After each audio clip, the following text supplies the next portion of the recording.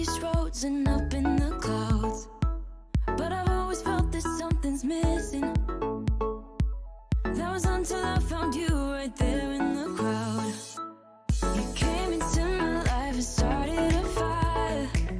You made me feel like I could touch the sky. Oh, there's nothing missing now that you're my desire. Now all I have to do is to make you mine. 'Cause I know, and you know what we could be. Like a song, like a perfect melody. Baby, don't say you don't believe in me, 'cause you know, and I know, we're onto something good. You know, and I know, we got something good.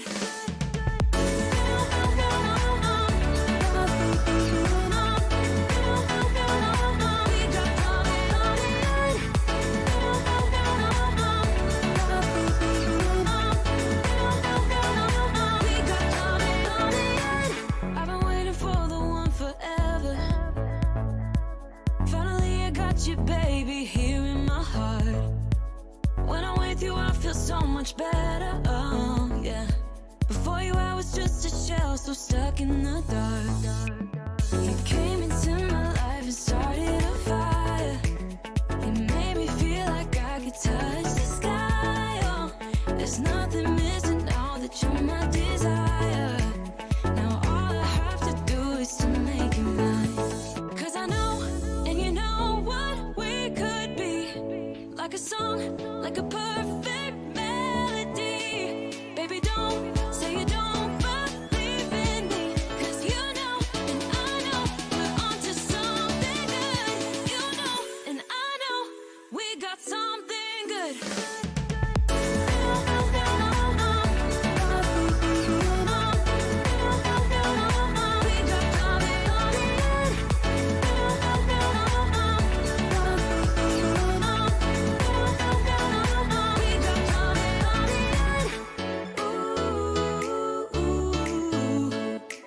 Follow your heart, baby, don't be shy.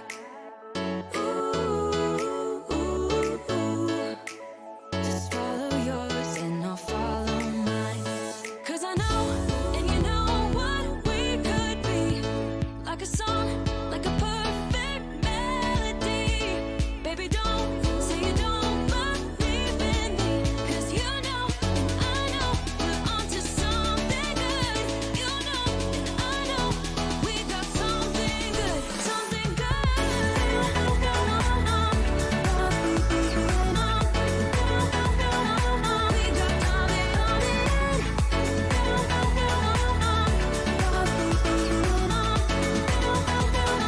Something good. Life goes up and it goes down.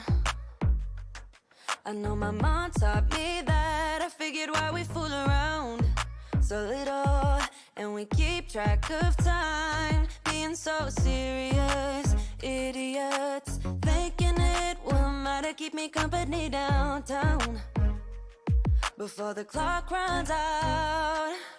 Sun is shining, but the rain is welcome too. Friends are nearby, don't need another view. Time is not on my mind, but then it's you. Oh, I love it when the love comes around, and then I remember all things must pass.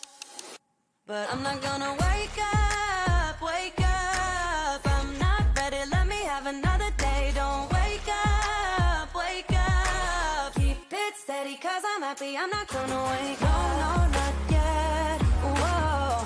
No, not yet, whoa. No, not yet, whoa. I'm afraid I'll end up nowhere. They keep saying I'll be fine, but how you know that I'll be there when it feels like I'm lying every time someone asks how it goes, and I save the details that actually mean something. Sun is shining, but the rain is welcome too. Friends are nearby, don't need another view. Time is not on my mind, but then it's you. Oh, I love it when the love comes around, and then I remember all things must pass. Hello, everybody. Hello. Oh boy, it's been a long time, people. Well, not really that long, but kind of long. Kind of long. Uh, Let me see if I remember how to do this, right? Cuz it's kind of been a while. Where is my picture screen here? There we go. Hello, everybody. Hello. Hello. How's it going? How's it going, people? My doll family. How's my doll family doing? Hello, everybody. Let's see what's going on with chat. Mimico Minis, hello, welcome to the stream. Mika7, welcome to the stream. Holly Donut, well, Dollnut. Sorry, I said donut. My bad. Holly Dollnut. Good evening. PMB Sakura, welcome again to the stream, PMB. Holly says, wondering which lady you got with you tonight. Well, it is definitely Courage. I don't know who's keeping you guys company tonight. Why don't you put it in chat? Who do you guys have with you? Kitten Cat Shop in the house. Welcome, Kitten Cat Shop. Ben Luciano. I thought BJDs were always seen as niche by normies. We can talk about that tonight. That's something that definitely can be added to this topic. And that's why we do these live streams. I want to back and forth with you guys. Mimico Minis, hello Kitten Cat. Ben says hi. Holly Donut, yeah, I think she's so pretty. I know, right? She's gorgeous. Get a little bit closer. There you go. Lovely. She is lovely. I took her out of her cheap Pal dress because the shoes that she was wearing was starting to stain her feet, so that was kind of not cool. And I didn't want her going barefoot because it was like the only pair of black shoes that I had that would match that dress. So now she's in a tank top, which is appropriate for summer, which is coming, and it shows off, her vitiligo, and she just looks classy cool in it. She's got her CJ high heels, the nice brown suede ones. I really miss these. I wish Danny would make these again. Because if I knew they were going to go out of stock, I would have bought all the colors. They're such nice shoes. Let me see. Carla Newman, welcome to the stream, Carla. Oh, you got great courage. Very cool. Yes, I was very lucky. I competed with everybody else during that click war. I was like hovering. I actually used my phone. I didn't actually use my computer to buy it. So I was actually using my phone, and I was like hovering over Twitter, and I was like, come on, it's got to be coming today. And I was like, the minute I kept hitting refresh, and the minute I saw it pop up, I was like, oh, Ninja Skills, let's go. So like, I pressed that link, I pressed add to cart, I answered all the questions as quickly as I could. Because I know I would have no regrets. At the very least, I've been purchasing smart dolls for a while. So, I have no regrets. I don't want any returns. I'm very happy with her. She's super gorgeous. And I love the gray on gray, just like the dark gray hair with the gray skin tone, with the gray eyes. It's just some people might think it's a little too matchy, there's a lot of gray. But no, it's like the subtle differences in the gray actually looks really, really nice. I didn't think it would, but it does. And obviously, as always, I say it in a lot of my videos, is that when you see these dolls in person versus on a picture or on a video on YouTube, they definitely take on a life of their own. The way they look in person is just so much more different than any video or picture. It's weird. It's like they have their own aura. And when you see them in person, you're kind of like overwhelmed with that aura, and you're like, oh my God, they're gorgeous. Let's see. Carla says, I got T Transcendence. I hope to get a gray letter. Oh, congratulations on T Transcendence. Did you partake in the treasure hunt in order to get the T, or did you try and get her after the treasure hunt and just got lucky with your ninja skills? Because I know that the individuals that did the treasure hunt had access to purchase T Transcendence before anybody else. Holly Donut says, I'm glad that he dropped all gray at the same time. Better chance to get one. Yeah, that was a nice drop. I agree. Mika says, I have all 4 Smarties with me tonight. Was making clothes for them, but stopped accidentally cut myself with a scissor. What? No, Mika. Yo, don't worry about the stream. I'll still be here. Go clean your wound. Get a Band-Aid, Mika. Don't be a hero. get a Band-Aid, Mika. Carlos says, yes, treasure hunt. See? Congrats. I was gonna do the treasure hunt too, but then I was like, I don't have any money even if I won. Like, even if I found the answer, I don't have any money to buy her. I just bought Courage, which Courage, I had to redirect funds for Courage because I wasn't planning on buying any dolls. Like, that wasn't the plan.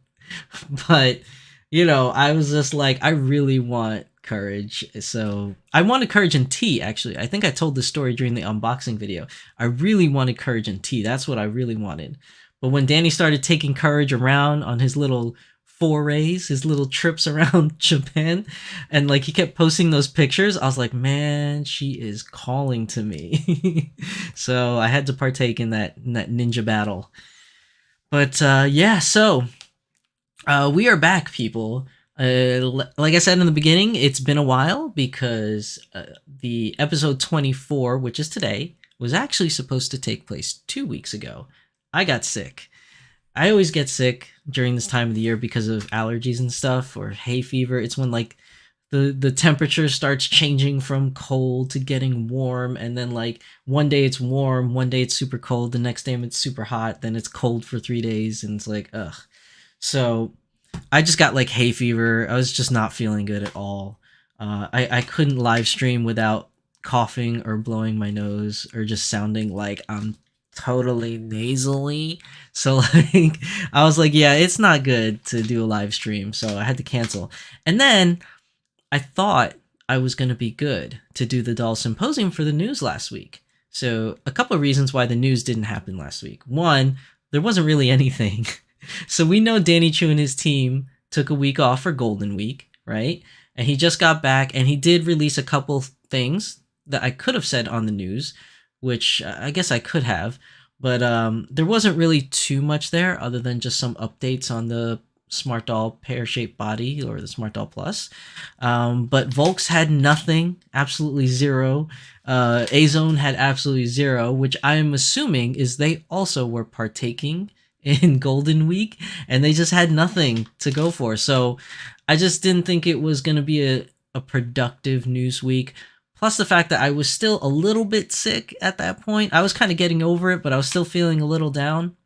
And on a little bit of a chipper note, or a lighter note, work, my regular day job, has been going a little interesting. So I got it's not really a promotion, but it's like a lateral movement. So I'm just moving from one department to another department, same title, same pay, but the skills that I will be learning in this new position is actually going to be good for me going forward in the future. So these new skills that I'm going to be learning or retaining, I can actually take with me to further my career in higher up positions. So I've been training all week, and I've been training somebody else to take over my position all week. And so I've been just super bogged down and busy. Plus the fact that next week is the convention. So I've been working really hard on my panels and preparing myself for the con, which, by the way, segue time, right? Oh no, I messed up my screen already. Segue time, right? So let's see. Segue. It's kind of like Sega, right? I don't know. Do you guys ever play Sega? It's like when you turn on the Sega system, it's like Sega. Anyways, where is my screen? Here we go. So, Thy Geekdom Con. That is next week, people. So, next week is the Doll Symposium. I'm hoping that I will be able to do the Doll Symposium and record it the night before and then post it on that Friday because obviously I'm gonna be at the con the whole time that Friday. So there should be a doll symposium for next week. I'm really hoping there should be a doll symposium for next week. But if they're not, the reason is because of the con. But I've already missed 1 week, and there's been a couple things that's been announced, so there really should be a doll symposium. But next week, May 26th through 28th, in the greater Philadelphia area, at the Philadelphia Expo Center in Oaks, PA, we are going to have Thy Geekdom Con, May 26th through 28th. We are going to have our own doll booth. I don't know what you want to call it, like a doll vendor booth or a doll exhibit booth. We got 2 big tables. We're going to have dolls displayed for everyone to see. I will be there. Tempest Strife will be there if she's in chat. Tempest Strife should be there. She's actually the one that initiated it, so big props to her for setting this whole thing up. But she will be there. I will be there. My Lady Disdain will be there, and Magical Kit Kat Girl will be there, as well as Kitten Cat Shop, who's in chat today. We will all be there at Thy Geekdom Con.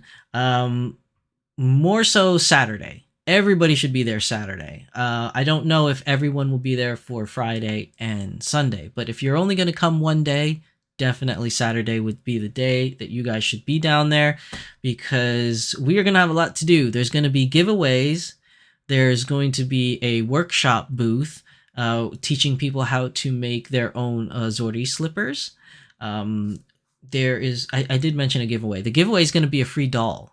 So it's not a smart doll, okay? So before you guys go crazy, it's not a free smart doll, but it's going to be a resin doll that Tempest is going to be giving away. If you go to Tempest's, if you go to her Twitter page, I don't know if she put it on her Instagram page, but if you go to her Twitter page, she actually has a small video showing which doll is going to be auctioned off or won for free during this lottery, along with the different outfits that will be coming with her. So do come down. The lottery will happen Saturday, so this way, no fear of anyone missing out if they wanted to go Saturday. So, Kitten Cat Shop said they'll be this Saturday and Sunday. So yeah, there's going to be that. There's going to be a door prize as well. I will be doing an Easter egg hunt at the con for Saturday. So it's something I did at Anime NYC. I'm going to be bringing it over to Thy Geekdom Con. Anybody that wants to participate in the Easter egg hunt, it will be fun. I am not going to give out the rules for the Easter egg hunt beforehand so that people don't cheat and try to do it on Friday and have all the answers by Saturday. So I will announce the rules on Saturday if you're at the con for the Easter egg hunt. If you find all 3 things that I ask you to look for on the Easter egg hunt, you will receive a prize. There will be 3 prizes of equal value, so it doesn't matter. There's no grand prize, secondary prize. So it's like 3 prizes of equal value. First come, first serve. First 3 people that are able to fulfill the Easter egg hunt requirements will get a prize. And it doesn't matter if you're the first or the third or the second, it's all an equal prize. And it's anything huge, okay, people? It's nothing crazy. It's just like a small little prize for fun that people can take part in, while they're at the con. And, there'll be like a little treat for you for completing this Easter egg hunt thing. But yeah, Thy Geekdom Con, May 26th through 28th. Hope to see some of you there.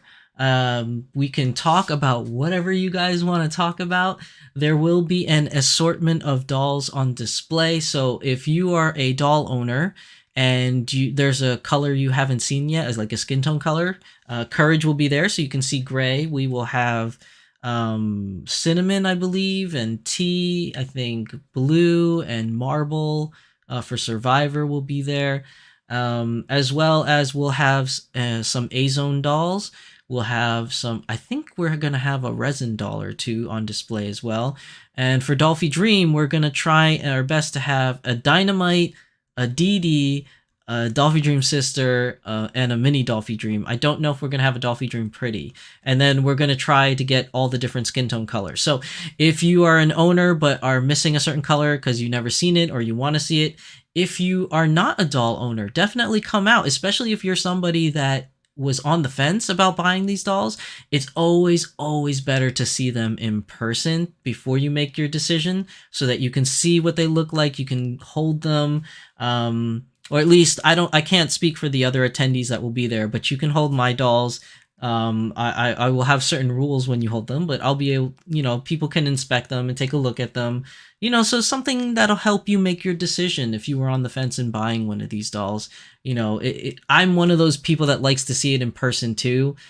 So it'd definitely be a good place to go, especially just to talk to other doll owners, get their opinions, get their takes on things, just be able to meet with like-minded people, for this hobby and get to know each other, especially if you're living in the area, get to know other doll owners within your area. So, yeah, Daigikidom Con next week, May 26th through 28th, Friday through Sunday. Be there. If you're not there, that's okay. I'm going to try my best to do some recording for the con, so hopefully I'll be able to put together a little video that all of you can watch that were unable to make it in person. But yeah, I think that's everything that I wanted to say about that. Kitten Cap Shop says Sega Genesis. I remember Sega. Yeah, Sega. Like it was so aggressive too. Like when you turned on the old Sega system. Well, actually, they changed it. There were like 2 different versions, weren't there? Kitten Cat Shop. There was like a version where it would be like Sega, and then there was like another version where they would say it like really fast and be like Sega. So really, I guess it depended on what game you were playing on your Sega. PMV Sakura says, take a bunch of photos for those who can't go. We will. I will take a bunch of photos. So will all the other attendees and all the other individuals at the vendor booth. We will take pictures, post it on our respective Instagram and Twitter pages so all of you can see them. Yoshi Plays. How are you doing? How are you doing, Yoshi Plays? Welcome to the stream, Yoshi. Thank you for coming. So let me see. I'm going to turn our attentions back to the main screen. Hold on. I got to move a couple windows around every time I do this. Please bear with me, people. I've been gone for like 2 weeks already. I'm forgetting what I'm doing. Okay, so let me see. I screwed up my frame, didn't I? I did. Let me see. Fit to screen. There we go. It was a little off. Kitten Cat Shop says, the sing-song one is the one I always think of. Oh, okay. Yeah, the Sega thing. It's like a memory that will never go away. Oh, wow, that was weird. My chair for a second on this side, it looked like I was having camera issues, but it's just the chair. So, today's topic, as you guys saw when you clicked on that video, or if you saw it on my Instagram post, is basically dolls, right? Is it trending? Or is it just a fad? Like, this is kind of controversial. I feel like there's going to be a lot of hot takes in today's topic. I don't know if feelings will be hurt. I'm really not sure how this is going to go. Or if this could just be really good and really informative. I have no idea. I'm taking a chance here, but I thought it would be a really good topic to talk about. It shouldn't be like anything like controversial, but you never know nowadays with the way things are going and the way people talk, about things that they're passionate about. And so we'll try to do this as delicately as we can. So my thing was, and I was thinking about this for quite some time, is, the doll hobby has changed. And for the better. I'm not saying for the worse. It definitely has changed for the better. I personally believe. I started in this hobby in 2011. So I'm not really an OG. I guess to some of you, maybe I'm an OG. But these anime dolls, these anime style dolls, didn't start releasing until 2000 or 2001. When Volks released the very first Dolphy Dream, which was an Rei Ayanami from Neon Genesis. I wasn't a part of the hobby then. For the first decade of the hobby of anime dolls and vinyl dolls, I wasn't part of the hobby. I started in 2011. even in 2011, I was more so a lurker than anything. Like just looking at all the videos I could find, all the forums I could find. That's an old school term now, forums. They don't even exist anymore. Everybody does their stuff in Facebook groups and Discords now. But I used to lurk forums on there and try to find as many things as I can about the doll hobby because I just wanted to know more. And then there wasn't really much, to be honest. You had like maybe 2 doll forums that were widely used back then, which was like Den of Angels, and it used to be dolphydream.com or something like that, but then it changed to dolldreaming.com. And I think because it started as Dolphy Dream forums, but then they started grandfathering in other topics, you know, like smart dolls and A-zones and pull-ups and things like that. And I guess at a certain point they decided to change it to Doll Dreaming, which I think is still an active forum, but not many people use it as much as it used to be used. But that used to be your main source of like info. And then you had like small little Twitter people that you would follow from Japan or some from all over the world. There was like a small handful of YouTube channels back then. There wasn't much. I say it all the time. I was a fan of Denali Win. I was a fan of Archangeles, RJ Dolls. You know, most of which, all 3 of those don't even do videos about dolls anymore. Although, to be fair, Arcangeli, every now and then when she gets a new doll, she definitely does a video about it. So she's still kind of relevant in that sense. I haven't seen anything from RJ Dolls or Denali Win at all. And then there was a bunch of like random YouTubers that would have like unboxing videos, but it would be like one-offs. They'd do like one unboxing video and then you kind of never see one ever again, which is understandable because this is an expensive hobby. I mean, not everybody can afford to buy a doll every single month or every other month or once a year even. It is an expensive hobby. But it all depends on priorities, like, you know, how you, like, if you're the type of person like me that has multiple hobbies, it's kind of hard to buy a lot of dolls because you're spending your money in all different which ways. But if the doll hobby is your one and only hobby, then, you know, it's quite possible you can afford maybe more than one doll a year or something. It depends on your, you know, your salary. If you're a working person, if you're a young person, like a teenager or something, that may not be in the cards unless you have your own part-time job kind of thing. But, you know, I mean, a lot of YouTubers back then, like, you'd see maybe one video and then that's it. And then when I started doing videos, there were a couple other YouTubers at the time that came about. One was like Kodama Anime back then. I don't know how many of you remember him. He had a lot of really great videos that came out. And I think during that time, we started to see the emergence of Lavely Day, my guest from a couple episodes back. She was definitely one of the earlier YouTubers that were around. The Doll Fairy has been around for a long time. Well, I don't want to say a long time. I'm not trying to say she's old because she is very much a very young woman. But she's been in the hobby for quite some time, but she didn't get into smart dolls until around, I think it was 2017. But she's been doing great content with smart dolls ever since she's gotten into it. My Froggy, you know, has been in the doll hobby for quite some time, but she also started getting into smart dolls and stuff like that around the same time when I started doing videos. So, you know, I feel like during my time was like the heyday for like beginner YouTube, I guess you could say, for doll stuff. Like there was a lot of channels emerging during the time when I started emerging as well, because, you know, you would see a lot of people do different things and you're like, I want to do that too. So it definitely started to grow at that point around like the 2015 2016 era. I want to say there were a lot more doll YouTubers starting to come about, which was pretty cool. Kitten Cat Shop says, I love the Kodamas. His smart doll photography got me interested. Yes. Yeah. So Kodama, which I'm going to call him Kodama because I don't know if it's okay for me to say his real name. No, I can say his real, because he would say it all the time on his YouTube videos. But Neil was a classic. I want to say I want to say he was classically trained um, photographer, videographer, because we had a couple meetings, just me and him, just talking dolls and stuff like that. And he has like a videography and photography background that he went to school for the arts and stuff. So when he started doing his videos and doing his photography of smart dolls, they came out bolissimo. Like I would try to keep up with him and try to make my quality compete with his, but man, I couldn't do it. He was good.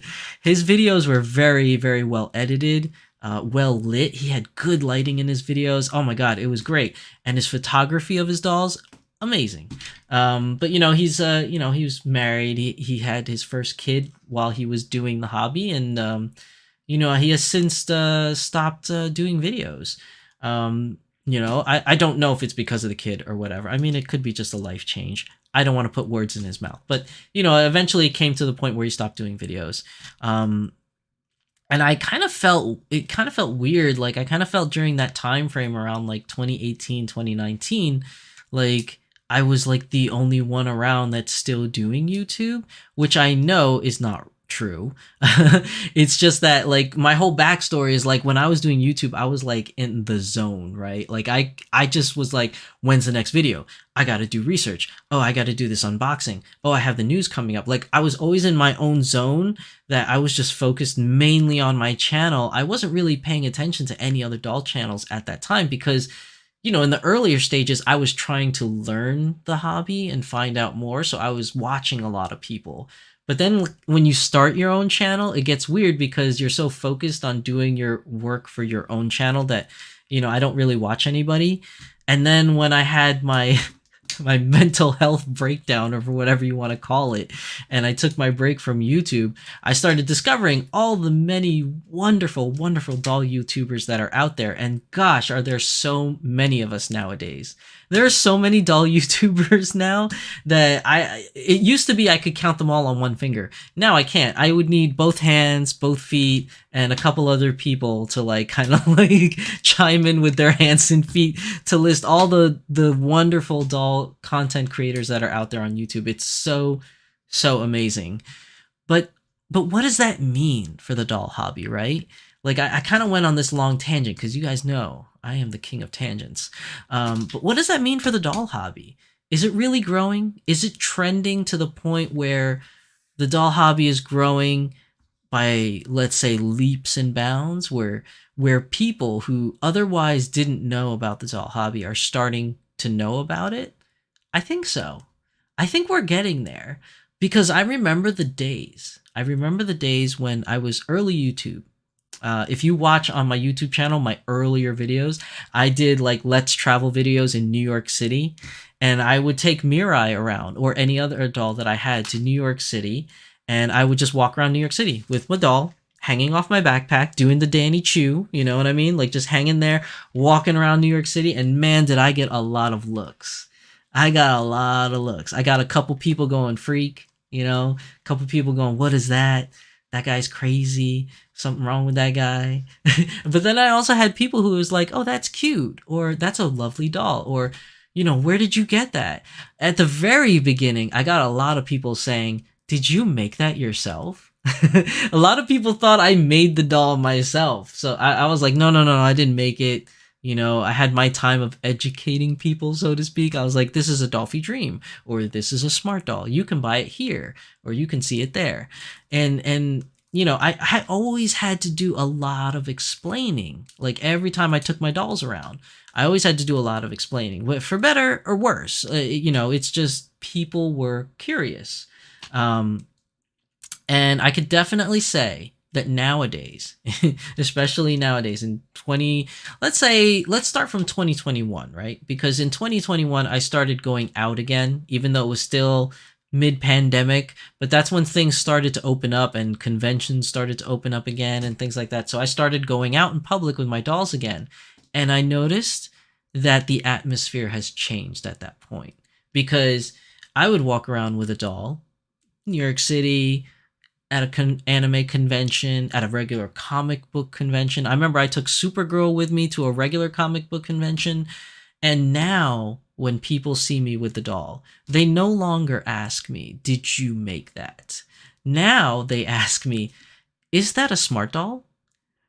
So I'm like, people who had no idea what this was before, in the same environments, walking around New York City, walking around anime conventions, walking around comic book conventions. Now when people see me, or I'm assuming any other doll, doll owner that wants to go out with their dolls, tell me in chat, those of you that are here live in chat, like, have you seen this change just as much as I have? Like, when you go out with your dolls, nowadays people ask, "Is that a smart doll?" And sometimes I'll bring a Dolphy Dream around with me, and they'll be like, "Is that a smart doll?" And I'll be like, "No, this is a Dolphy Dream, but it's essentially, it's the same type, the same style of doll. They're both vinyl dolls. They're both the same height. They're both of an anime aesthetic kind of thing. It's really amazing how things have changed, and I think it's trending for the better because it's causing the doll community to grow. My fellow doll family that is watching this, you have grown as a community. I meet more and more new people all the time, especially in chat. I see a lot of new names that come up in chat, like that are coming by, and people always talking, and I think that's amazing. But could it also be a fad?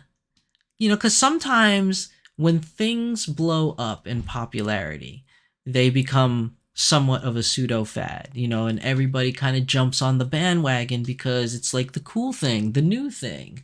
And then, a couple of years later, it starts to die out, and, people are not interested anymore. And, people are selling off their dolls and things like that. You just never know, how things are going to work out. Like, only time will tell.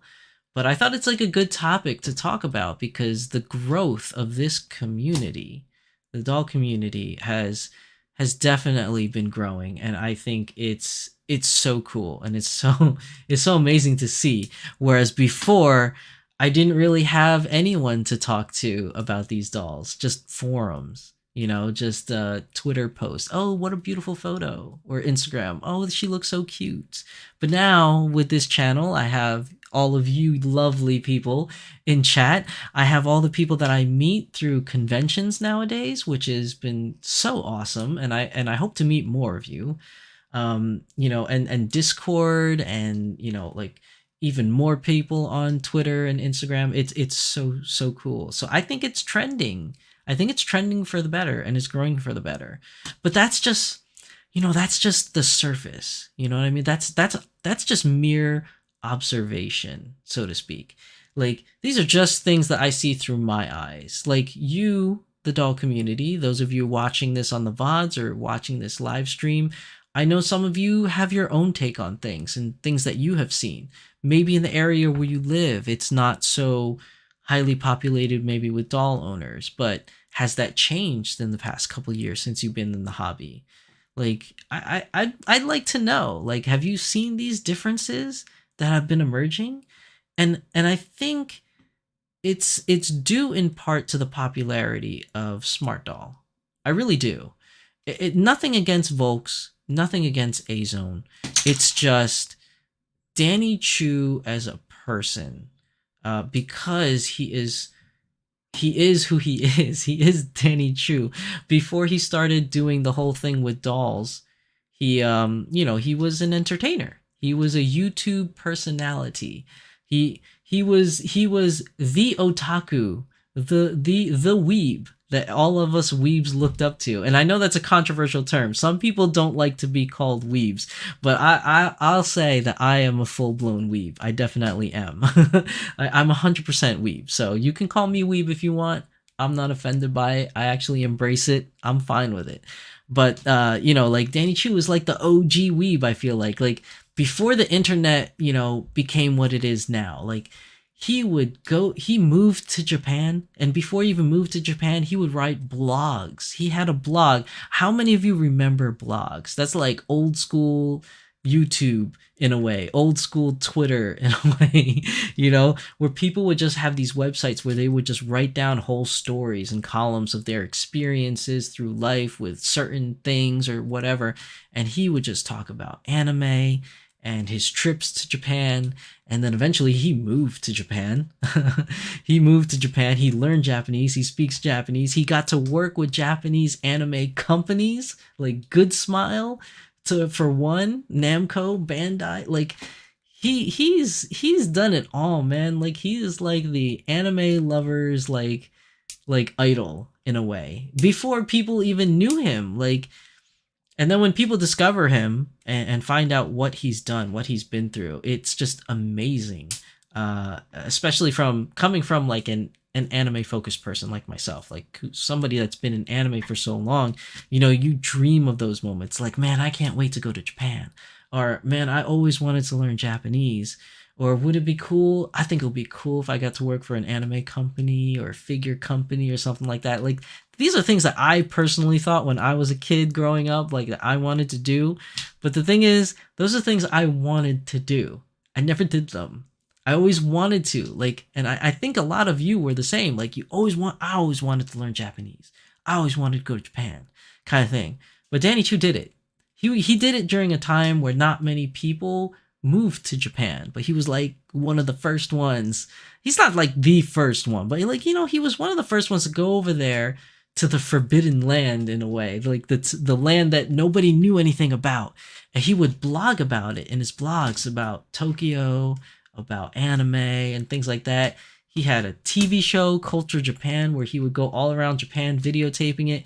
He had another TV show called Japan Mode, where he would talk about Japanese fashion.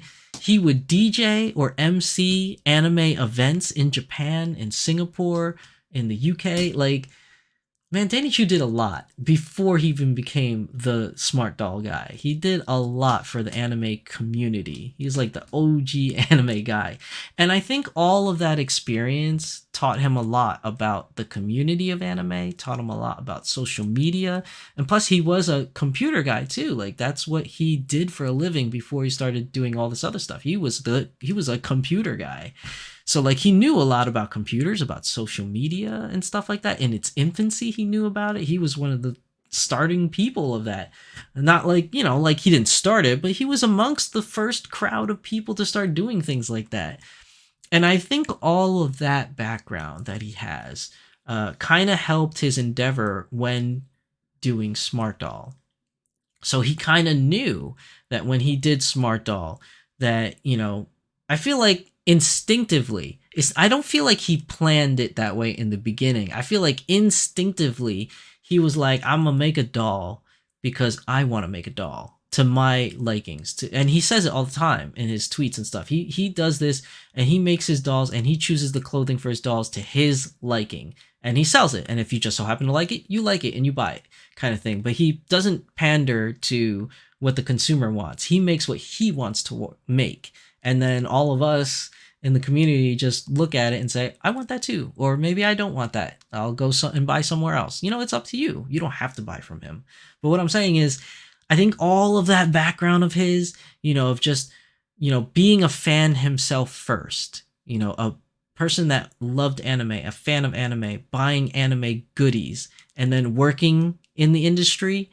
And then now when he's making his own product, like he kind of knew what the fans wanted because he was also a fan. So when he was doing his prototypes of Smart Doll, all over YouTube, all over his Instagram page, all over his blog, you got to see step by step, like his progress of, oh, this is what the doll head looks like. And then here's half a body.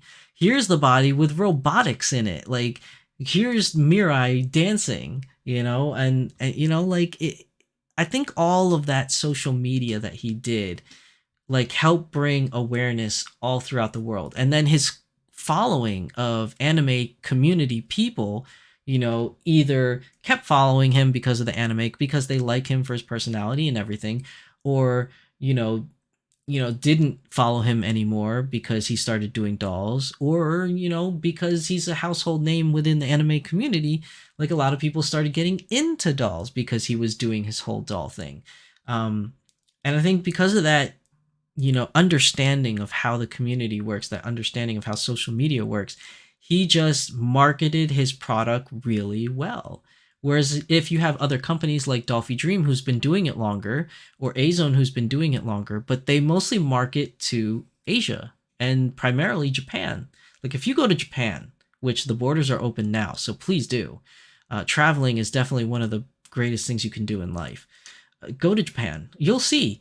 You won't think it, but you'll see. You'll see Dolphy Dream posters on walls. You'll see whole buildings with like like your forger on the side of a building, Dolphy Dream, pre-order now or something like that. You know what I mean? Like you'll see advertisements for dolls. Not everywhere. It's not like you're going to go to, I don't know, Shibuya and see it. But you'll see it all over Akihabara. Like I remember seeing what was it at the time? It was Fate Grand Order's Mosh.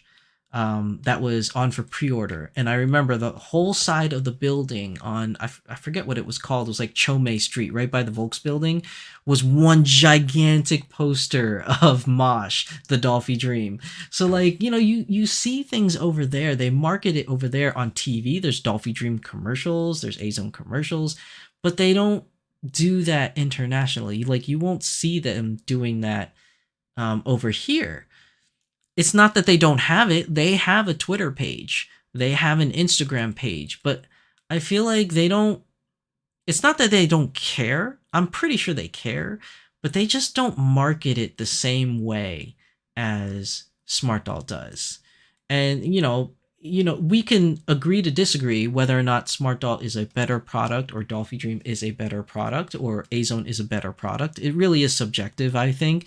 Some people like them for certain aesthetics or whatever reasons. But at the end of the day, whichever one it is that you pick, you can definitely see the marketing, international marketing for these dolls differs. Where, Danny Chu markets everywhere, every platform, and it reaches to so many people, somehow, some way, it just reaches to so many people, which the amazing thing is, the thing that helped Dolphy Dream grow really well is their anime collaborations. They primarily focus on anime collaborations. So those of you that are in the anime hobby, you got into dolls because you just randomly stumbled upon it, like me. I randomly stumbled upon an Asuna Sword Art Online Dolphy Dream doll when I was just looking for Asuna statues to buy. And that's what got me into this hobby. That was my gateway, was anime. But with Danny Chu, all of his dolls at the very beginning were original characters. They weren't collaborations. Actually, in the beginning, he said he would never do collaborations, which we all found out was like a secret so that the Bothan spies couldn't find out what he was up to. But like his popularity, his Smart Dolls taking off had nothing to do with anime collaborations. It was just the look of the dolls, the anime aesthetic, and his marketing that really, really, I think, took off with things. And I know I'm missing a lot of you talking in chat, so I want to go back and kind of like, see what you guys have to say. So Mika says, I started in 2018 with Smart Doll. I was in YouTube, and it was one of your videos that was in my recommendation, saw your video, and I was interested. Aw, that's awesome. That's kind of cool. That's really cool. Like, you make these videos and you hope that people watch them. And it's just really cool when, somebody says, yeah, watch your videos. I was like, thank you, thank you, thank you, thank you. I really appreciate it. All of you guys, your support for my channel is what keeps me going. Not only my love for the hobby, but all of your support. It's phenomenal. PMB Soccer says I started in 2018 as well. A friend of mine had one and I got to see it and that hooked me. Yeah, sometimes seeing them in person, man, that's what really gets you, is when you see it in person. White Rose says, when I take Lulu with me, people think he's a baby doll. I had some people think that too. I actually did. And I was like, really? I mean, like, it's cute and it is big, but this is awfully thin for a baby. Like, this would be a baby that has to be in the NICU if it was a real baby. Kitten Cap Chop says, toys are hot for adults, i.e. Lego and Pops. They are. Like, a lot of us that grew up with, like, I don't know, like this whole... like this boom of toys and anime and stuff like that. Like, as adults, we still kind of collect them. And nostalgia plays a big part. Like, I don't know if any of you know this, but like I'm a smart doll collector. I'm a doll family collector, and I know I mention it every now and then that I also do Gundam model kits.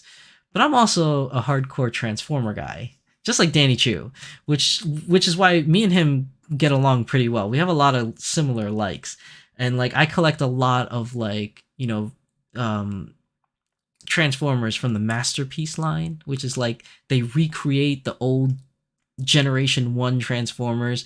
They make toys out of them that look cartoon accurate, but transform to look like the actual car. Like the old school ones was just a car, and then you flip it up on its rear bumper, and you just pop out some feet, and the head was underneath, and like the arms just kind of stick out, and that's what all it was. It was just a big block, and then you just put it on its face and just drive it around. Nowadays, they actually look like the legitimate cars from the Transformer cartoon, and when they transform, they look just like they do in the show. So I'm a huge collector of those. I love those things. But it's just like things like that, like nostalgia, or like hardcore Lego people. Like I know Kit and Cat Shop is. You always will be collecting Legos because they keep coming out with these really cool Legos that when I was a kid, and I'm sure Kit and Cat Shop would agree, when I was a kid, most of the Legos was like you make them yourself. Like you'd buy a box of Legos and they weren't of an actual thing. You had to use your imagination to make something, like a castle or a car or whatever. But nowadays, they have all these wonderful things. You can make Transformer Legos. You just buy the thing. You can make Star Wars Legos, Harry Potter Legos. You can get the Friends TV show family set Legos. It's insane. It's pretty cool. So a lot of us adult collectors do that. Mimico Mini says, I feel like the world is more okay with adults having toys or dolls because so many do so to reclaim their childhood, heal their inner child. That is very true, Mimico. I wholly agree with that. Holly Dollnut says, I started with Playline dolls, but then got big girl job. It could afford better dolls, so I found smart dolls, but I still collect both. That sometimes that happens. Like you start off small and you work your way up, kind of thing. Especially when you get big girl job, kind of thing. Then yes, indulge. You've earned it. You worked hard for that money. PMB Sakura says, when I had my interview background check to join the Freemasons back in 2019, they came to home and took pictures of my smart dolls and asked about them. And now currently, after becoming a member, after meetings, I still have a few members ask me what photos and such I've taken of my dolls. That's really cool. Yeah, like some people, people are receptive to these dolls. For good and bad, they are receptive. I mean, obviously you don't want the bad, but it comes with the good, unfortunately. But when the good comes, man, it comes. Like people get really interested. They want to know more. It's super, super cool. Let's see. Mimico says, I started collecting in 2020 when I randomly stumbled across a photo by Orchid Dolls and went, wow, what is that? I then did a ton of research, found out about Dolphy Dreams, and then Smart Dolls. Orchid Dolls, I forgot to mention her. Orchid Dolls was a huge form of research back in the day when I started learning about this stuff, because Orchid Dolls started before me, obviously. And she had Dolphy Dreams only at the time, because Smart Doll didn't exist back then. And she had amazing photos. And I used to message her, and I hope she wasn't mad, because I used to message her a lot, because she would have this one doll that she would change the wig every now and then, but she would always have different outfits and stuff like that, as we all do.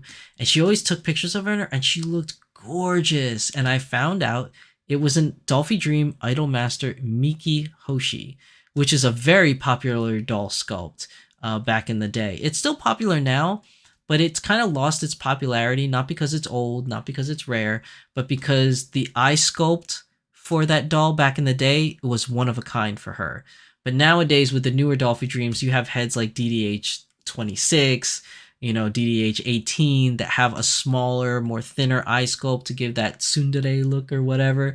So it's not as like rare anymore, because now there's other option heads coming out that have that same similar kind of look. But I fell in love with that doll, and I wanted to buy that doll so bad, but I couldn't because she was so rare to find. I couldn't find any for sale.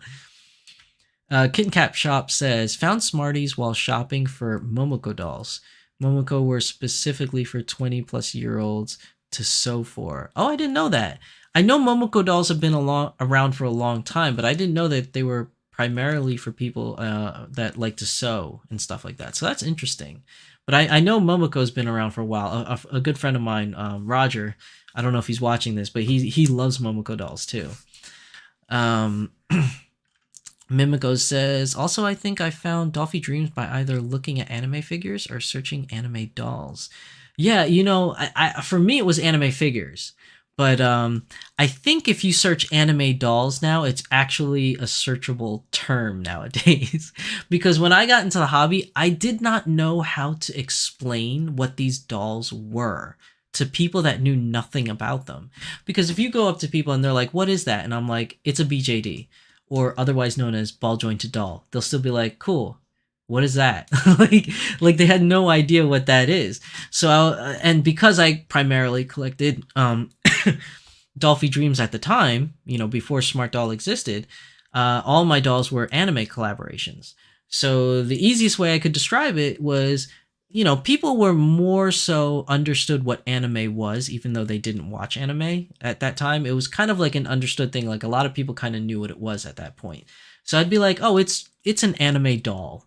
So that was like the easiest way I could explain it to people back in the day that knew nothing about it. And I use that term anime doll everywhere I went. And I don't know, I'm not saying, I'm not coining or claiming that I started the phrase. I'm not that arrogant to think that. I'm just saying that that's what I called it at the time.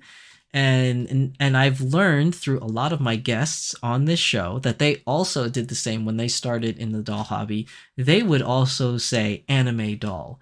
So I thought that was really cool that, like, even though we are in different stages in our lives, lives in different places in the world, we all called it anime dolls too, which was pretty interesting. So I think if you Google anime dolls now, you'll get these popping up. But back in the day, if you Googled anime doll, you wouldn't get this. I think the only thing I saw back in 2011, if you typed in anime doll, was like the old school dolls. Like there was like an old Card Captor Sakura doll back in the day, but it's not dolls like this. Like it was like those little, I don't even know what you call them. They were like metal inside, but they were made out of rubber, and you could pose the arms and the legs in whatever way. You couldn't move the head though. It was kind of like a Gumby. Oh my god, I'm really dating myself how old I am. I said Gumby.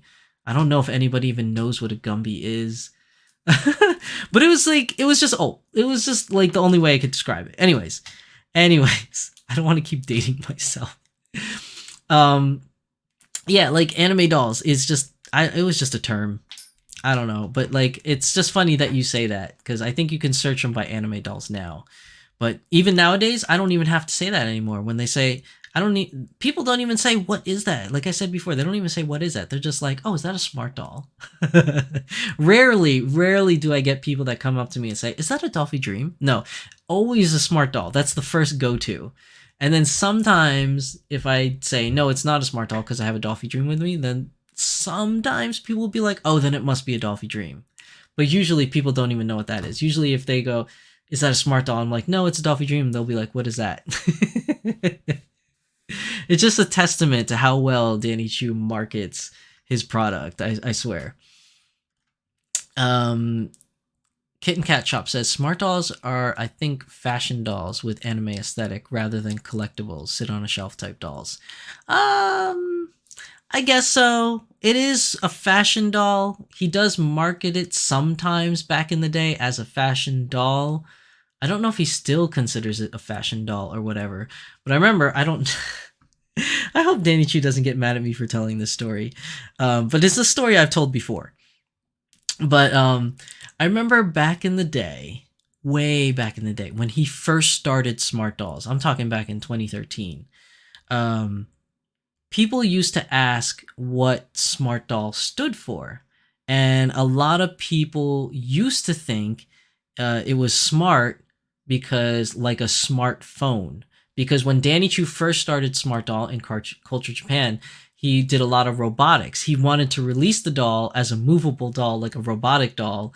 And you could look on his YouTube page. You can see all the old videos of the prototypes and stuff, which is really cool to see.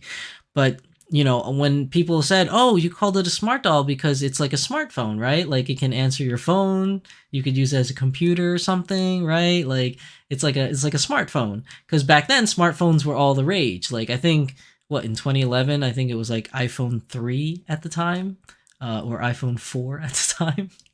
Now we're at like 14. But like yeah, smart anything was like a big deal, like if you had a smart TV or something like that.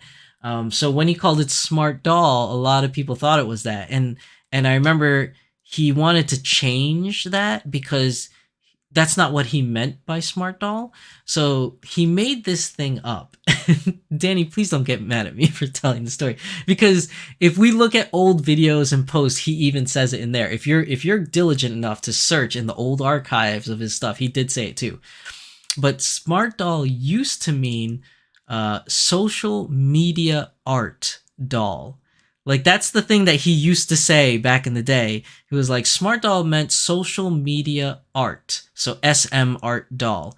For a brief point in time, he used to say that.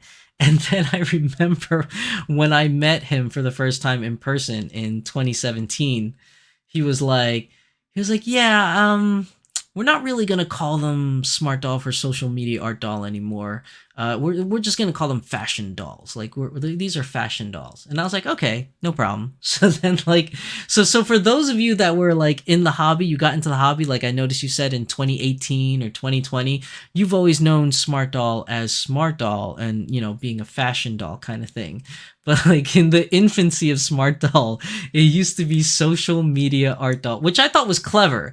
I thought that was a very clever way of calling it. But, you know, Culture Japan and Danny Chu started to take a different approach to that. So no longer is it social media art doll.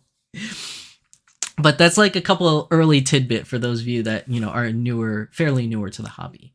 But again, like I said, because of all the marketing experience Danny Chu had, I think that's what helped Smart Doll get so popular, for one.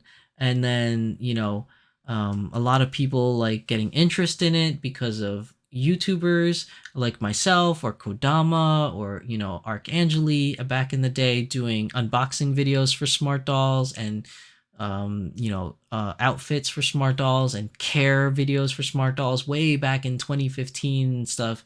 You know, I think it started to pick up steam and people started being like, oh, smart doll this, smart doll that. Because there were primarily a lot more smart doll YouTubers than there were Dolphy Dreams at the time. And even till today in 2023, there's still way more smart doll YouTubers than there are Dolphy Dreams. Again, same thing with photography. Instagram, Twitter. Although Instagram, you'll find more smart doll owners than you find Dolphy Dream owners. But for whatever reason in Twitter, there's a lot more Dolphy Dream owners in Twitter than smart doll owners. It doesn't mean that they don't exist. It's just something I personally have noticed. Let me put Courage off to the side because I've been holding her for like an hour and my arm's starting to hurt. Also, give me a break, guys. I need to drink. My throat's getting dry.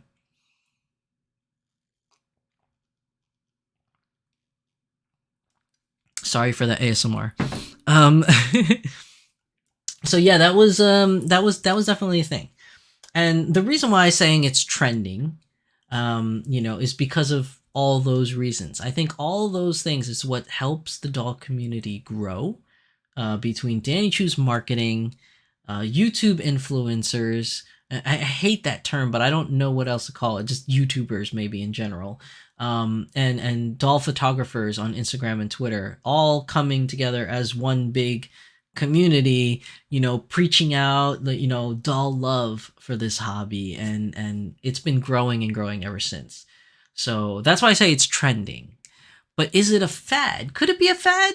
It might be. We've seen things change even within the recent years. We've seen things change. I've seen a lot of sales posts recently, whereas back in, let's say, pre-pandemic era, right? Let's go that route.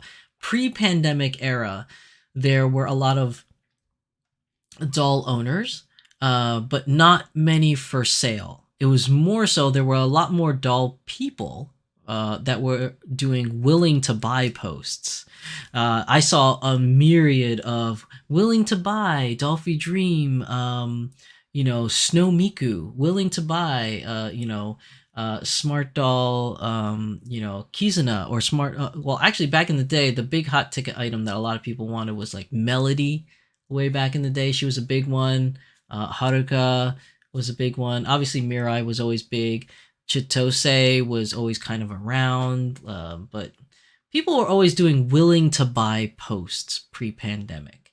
And I think during the pandemic, when people were stuck in their homes, either for lockdowns or for health reasons, or unfortunately, some individuals lost their jobs because of the pandemic. Because if you had a job where you had to be on site and deal with people, like a restaurant or like a store, a lot of those kind of closed down because they didn't want those person to person interactions and things like that. So a lot of people either lost their jobs or had a lot of time working from home, spent time at home a lot. And what do you do when you're at home?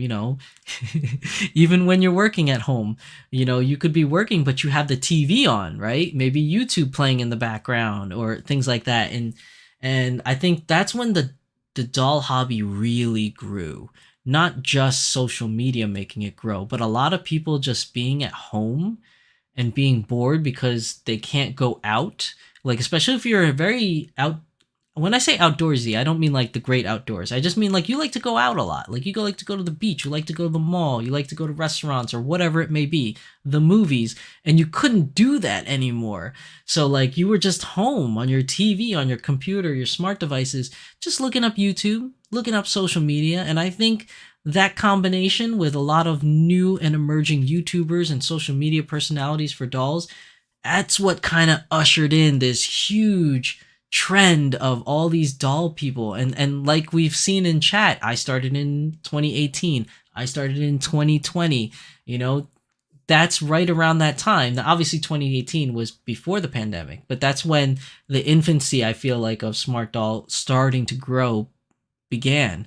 And then, during the pandemic, it just took off, which was really weird. And I remember having conversations with a lot of people about this, was that, at least in the United States, I can't say for the rest of the world, but in the United States, they kind of gave out, like, I know this sounds weird, but they kind of gave out money to people because, a lot of people lost their jobs. A lot of people had to work only odd hours or whatever. So people needed money to survive, and they had stimulus checks that were going out.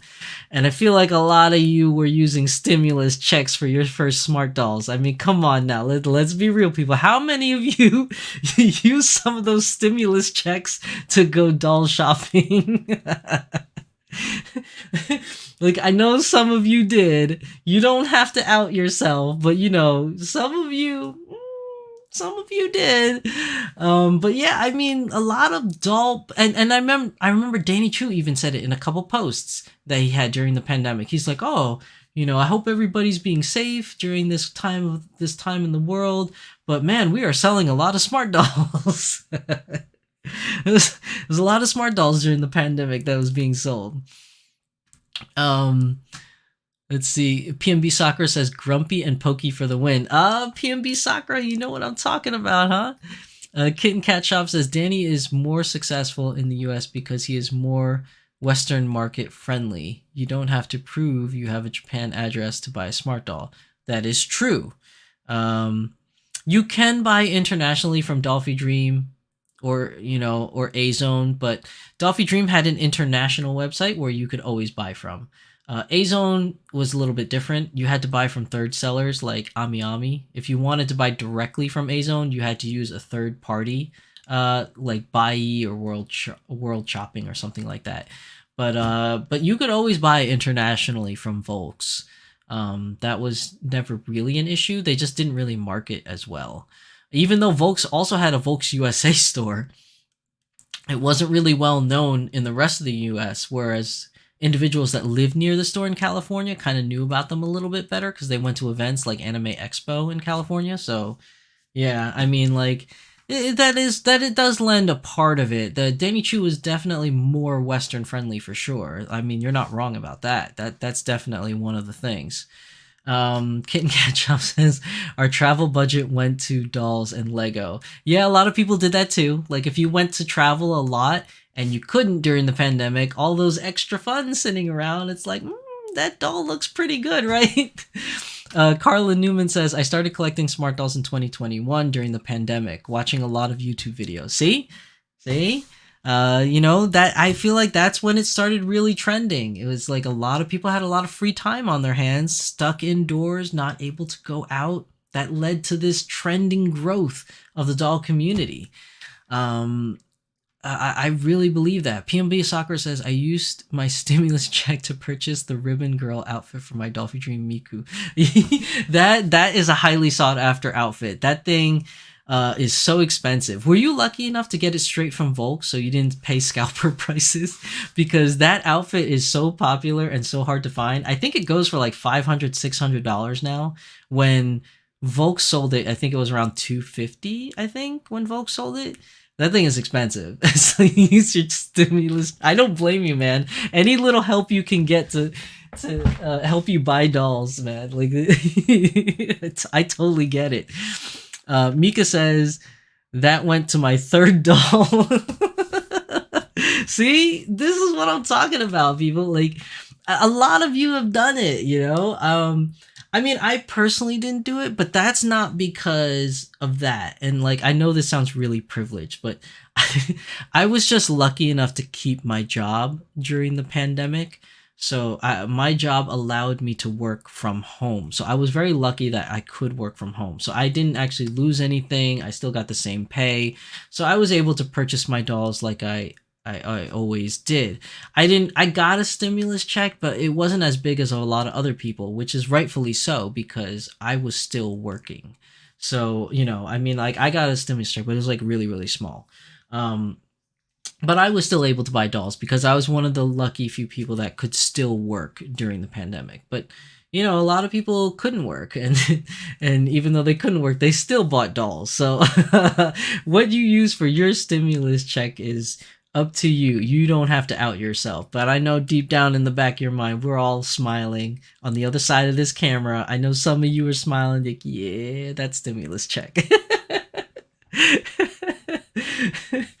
I don't blame you though. I don't blame you either. As long as you can still afford to pay your bills and live your life, maybe cut back on a few things, but you still able to buy your dolls, That's that doll hobby love, man. So one thing I wanted to go over. So we as a community, because we're just all consumers, most of us, or some of us are content creators or creatives or whatever you want to call us.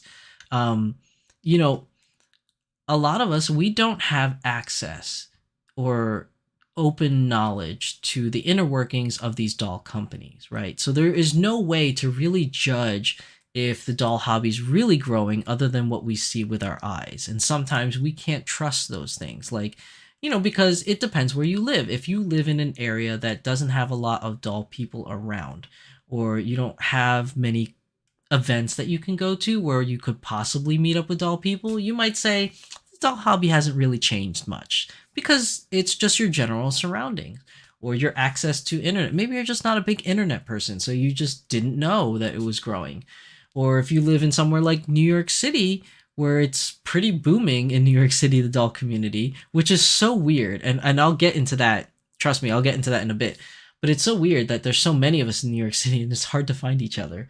But if you're in an area like that where the smart doll thing is booming, you might say, oh, smart doll's trending. It's getting so big. The hobby is so amazing. Like everybody's into it now, kind of thing. So it really depends where you're coming from and your geography and how social media savvy you may or may not be, I guess, lends into those factors of what you think is trending or not, right? Or what could be a fad or not. It all is based on what you see. And luckily enough, as consumers, we now have a source to find out that information.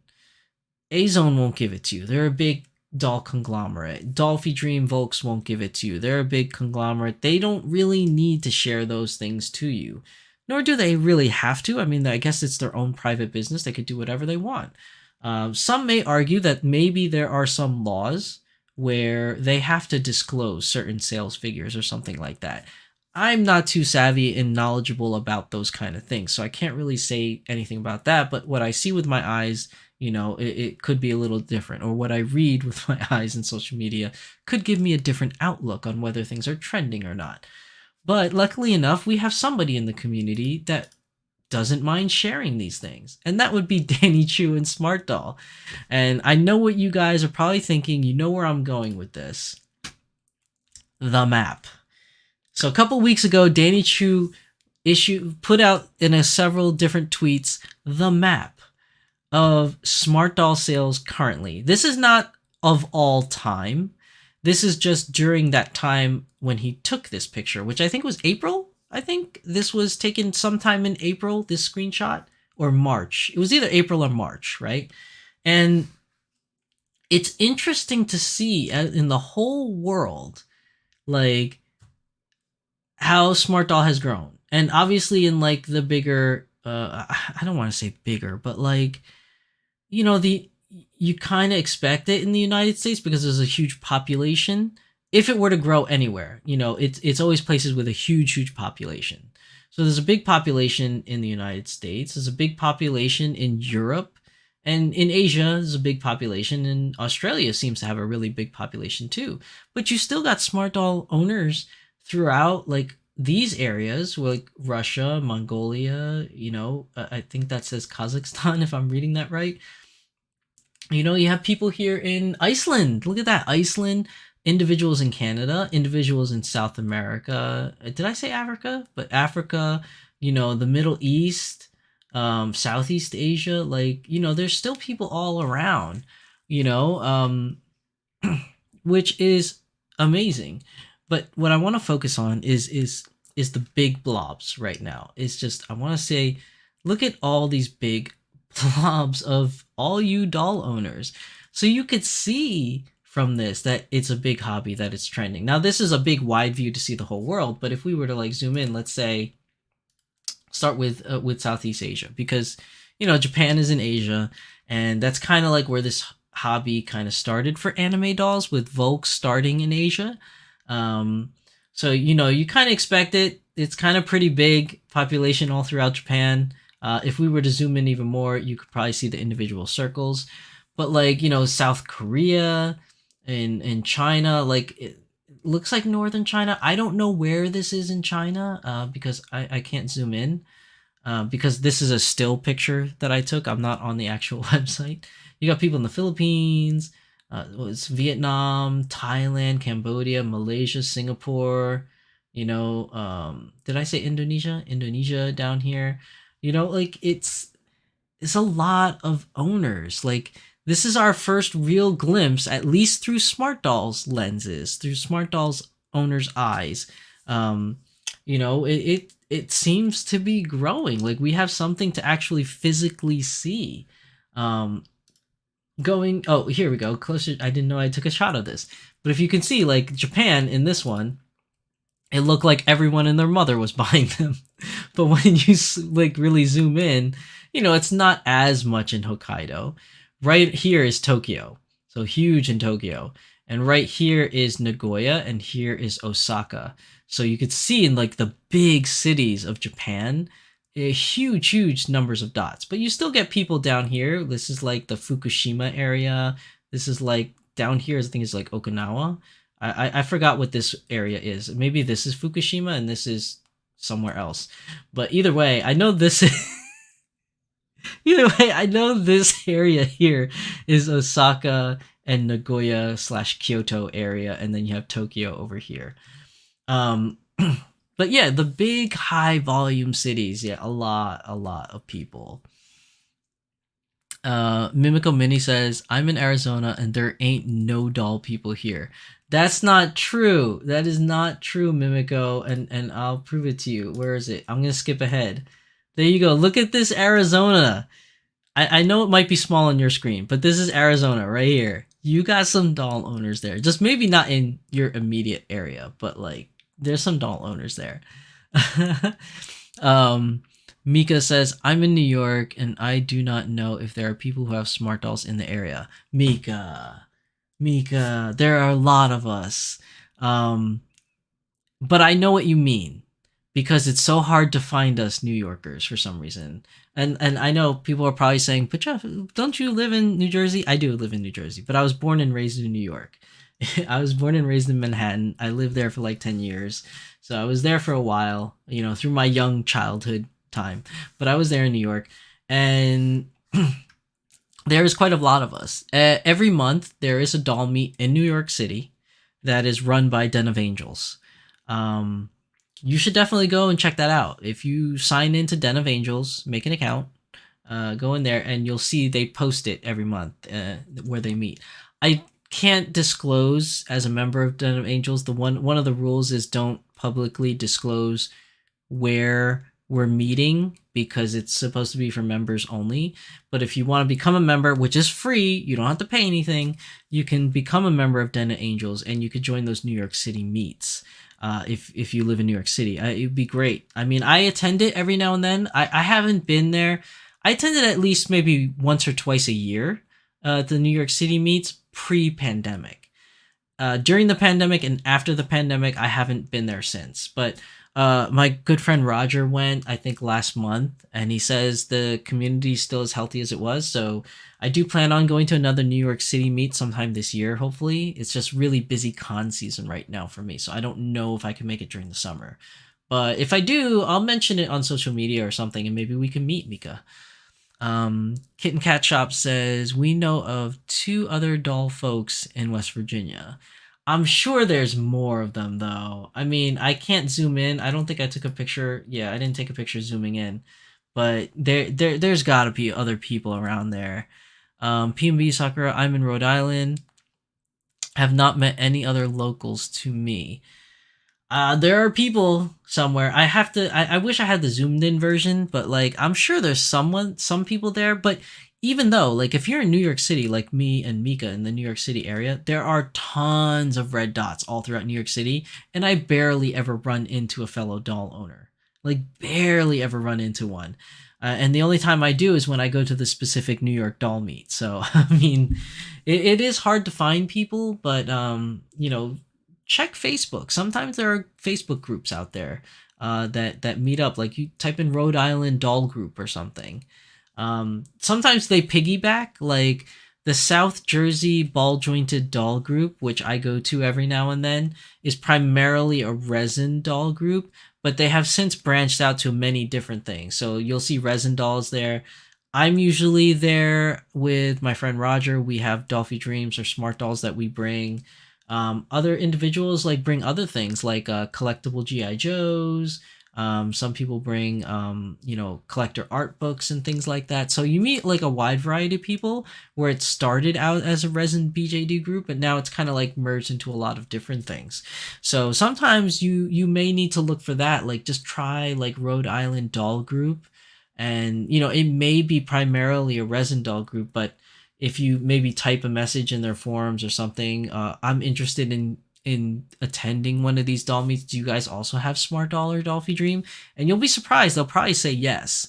Because most resin groups, I'm not going to say all, but most resin groups have opened their doors to vinyl dolls, and because a lot of resin owners are also Smart Doll and Dolphy Dream owners, so that's why they kind of like go hand in hand. So you may have a doll group out in Rhode Island that you just don't know about.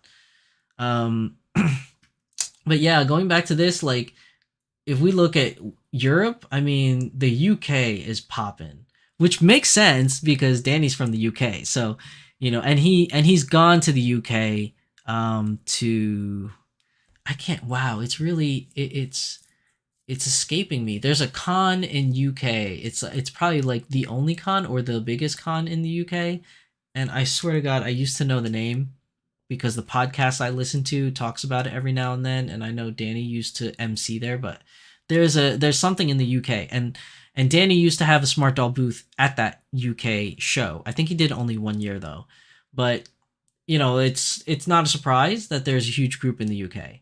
It's also not a surprise that in Europe there's a lot of people because Anime Sugoi is in Europe. I forgot where. I don't remember where in Europe Anime Sugoi is, but they are the Smart Doll authorized dealer for Europe. So it makes sense that this area in, this part of Europe is pretty poppin' with dolls. Although it's interesting, it gets less and less when we get down to Spain for some reason in Italy. Um, but like there's a lot in this area. So France, Switzerland, Belgium, Germany. I think that's Netherlands. I don't know my geography very well, but it looks like it says Netherlands there. But a lot of owners. Like, look at that. Like, that's a lot of doll family right there. There's a lot of doll family. Um, and of course, the United States. The more populated cities on the East Coast, like Atlanta. And excuse me, I had to sneeze. It wants to come out, and it's like, that feeling when you feel like you gotta sneeze. All right, it'll come out eventually at some point. I don't know, but you have the New York area, you have Boston, Philly, you have Atlanta, you have Orlando, like all these really big cities, like huge amount of people here. And then here you have, Seattle, you have LA, San Diego, San Francisco, like all here, like all these big places. Then Texas, you got Dallas, Houston, up here you got Chicago, like the big major cities in the US have like a lot of people there. And even in the Midwest, I mean, look at this. You got people from Nebraska, North Dakota, Montana, Wyoming, Utah, like smart doll people everywhere, man. Like there is just a lot of doll owners. And just imagine if Volks and Azone released their own maps of dots and then we just overlap them on each other. It'll probably fill up even more of this space, for all these different areas. It would probably fill up even more. We're just not privy to that information because, they won't release it. Luckily enough, Danny Chu released them. For you, and you can make up whatever you want, whether it's for clout, to brag, for informational reasons, whatever it is you believe the reason may be, you can believe that. But at the end of the day, he released it for everyone to see. So, take of it what you will, but I think it's really cool that he releases this. It's just nice to see that the doll family's out there. You're not alone. You are not alone. But getting back to the whole trend thing. So yes, it was trending. Yes, it grew during the pandemic. And now that the pandemic is, I don't want to say gone, because there are still some individuals out there that are suffering from COVID. There's still individuals out there that are suffering seriously from COVID too. It's just it's not as widespread as it used to be, but it's still very present. And a lot of individuals may have been vaccinated, and maybe not vaccinated, whatever your choice may be. But I think we've reached that point in time where, it's still a worry, but not as worrisome as 2020 was. 2020, everybody was panicking. So I think we're no longer in that panic stage. It's still present, but it doesn't seem to be as panicky as it was in 2020. Let's just say that. Because I really don't want to say that it's over or it's gone, because it isn't. Like, there's a lot of people that are still suffering from COVID. So, I don't want to take away from those individuals that, are having hard times. But, you've seen the communities open up. Borders are opening up. You can travel to Japan. You can travel anywhere around the world now. A lot of anime conventions and doll conventions are opening up for the public. A lot of them still have rules, though, like Anime NYC, still have to wear a mask indoors. I don't think there's any more social distancing, but you still have to wear a mask. At least for Anime NYC, we still had to show our vaccination cards or proof of vaccination to attend. I don't know if that's going to be the same for Anime NYC this year. I don't even know if that's going to be the way for Daigeekdom Con, because honestly, to be perfectly honest with you, I didn't look at the COVID restrictions, if there is any for Daigeekdom Con. But yeah, I mean, I think that Geekdom Con did post in an email to me, because I have a panel that I'm doing. Something about I think you still have to wear a mask in the convention area inside. But Don't quote me on that because I'm just kind of trying to go off memory, so I don't really know if that's true. But yeah, it's definitely trending. But is it a fad, right? Because you had this huge growth spurt, this big growth of the doll community. And what has happened is now where I used to see a lot of willing to buy posts. Now I see a lot of willing to sell or willing to trade posts. Does that mean that the fad is there and it's starting to die and people are like, I don't really need this, or I don't really want this, or it's not for me anymore, or I didn't bond with my doll? Whatever the reasons may be, we're starting to see a lot of willing to trade or willing to sell posts. I'm also starting to see, a lot of eBay, Mercari, Mandarake, posts of dolls for sale. So if it is an ongoing fad still, you know, there'll be more for sale posts to come. But I think that's a lot of people during the pandemic did jump on the bandwagon because of social media and, being at home and a lot of time just watching social media or interacting with people online. I think a lot of people did make purchases that were like, you know, jumping on the cool bandwagon of vinyl dolls. And there's nothing wrong with that, whatever makes you happy at the time. And don't feel pressured to, because you bought this doll, that you have to stay in the hobby. Like if you outgrew it, you outgrew it. I mean, it happens to any hobby. Like I outgrew my Transformer and Gundam collection for a time when my daughter was born, and I didn't have as much time to focus on my hobbies as I did, so I was kind of out of the hobby for a while. And then, when my daughter grew up and she didn't need as much care and stuff like that, I started getting back into hobbies again. So, a lot of people go in and out of hobbies. So, is it a fad? I don't know. Maybe. Is it dying? I don't think so yet. If it is a fad, I think it's very much so presently a fad right now, especially with the whole thing with the FOMO going on. Like this fear of missing out. Like I know a lot of you have different takes of what the FOMO is, have different takes of how the FOMO came about.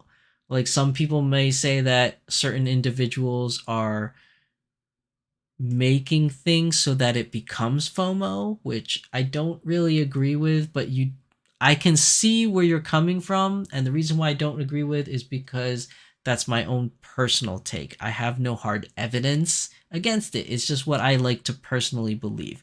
And everybody else has the right to personally believe whatever it is that they want to believe. Just don't force it on other people's. So if you want to believe that certain individuals are making this FOMO thing a problem on purpose, you're free to believe that. I just personally don't believe it. And, that's just me. I'm just one person. So, there's a lot of people that may think that the FOMO is real. There's a lot of people who might think that the FOMO is fake. Whatever side of the fence that you may be on, I just think that it's not done yet. I think that a lot of people are still trying to come to grips with the term of FOMO and how to understand it and how to best approach it or handle it. Like, it's not like a disease, it's not a problem. It's just that, some people just don't realize what it is until it's either too late, or some people realize what it is and just doesn't care. They're just like, whatever, I'm still into the FOMO thing, or whatever it may be. I mean, even I am a victim of it sometimes. Like, sometimes I'll see something that I really want, but I don't have money for it, and I'm like, I really want it. I really want it. And then I'm like, all right, I gotta be responsible somehow. Should I buy it? Like, FOMO hits all of us. It hits all of us, whether you're a doll collector or otherwise.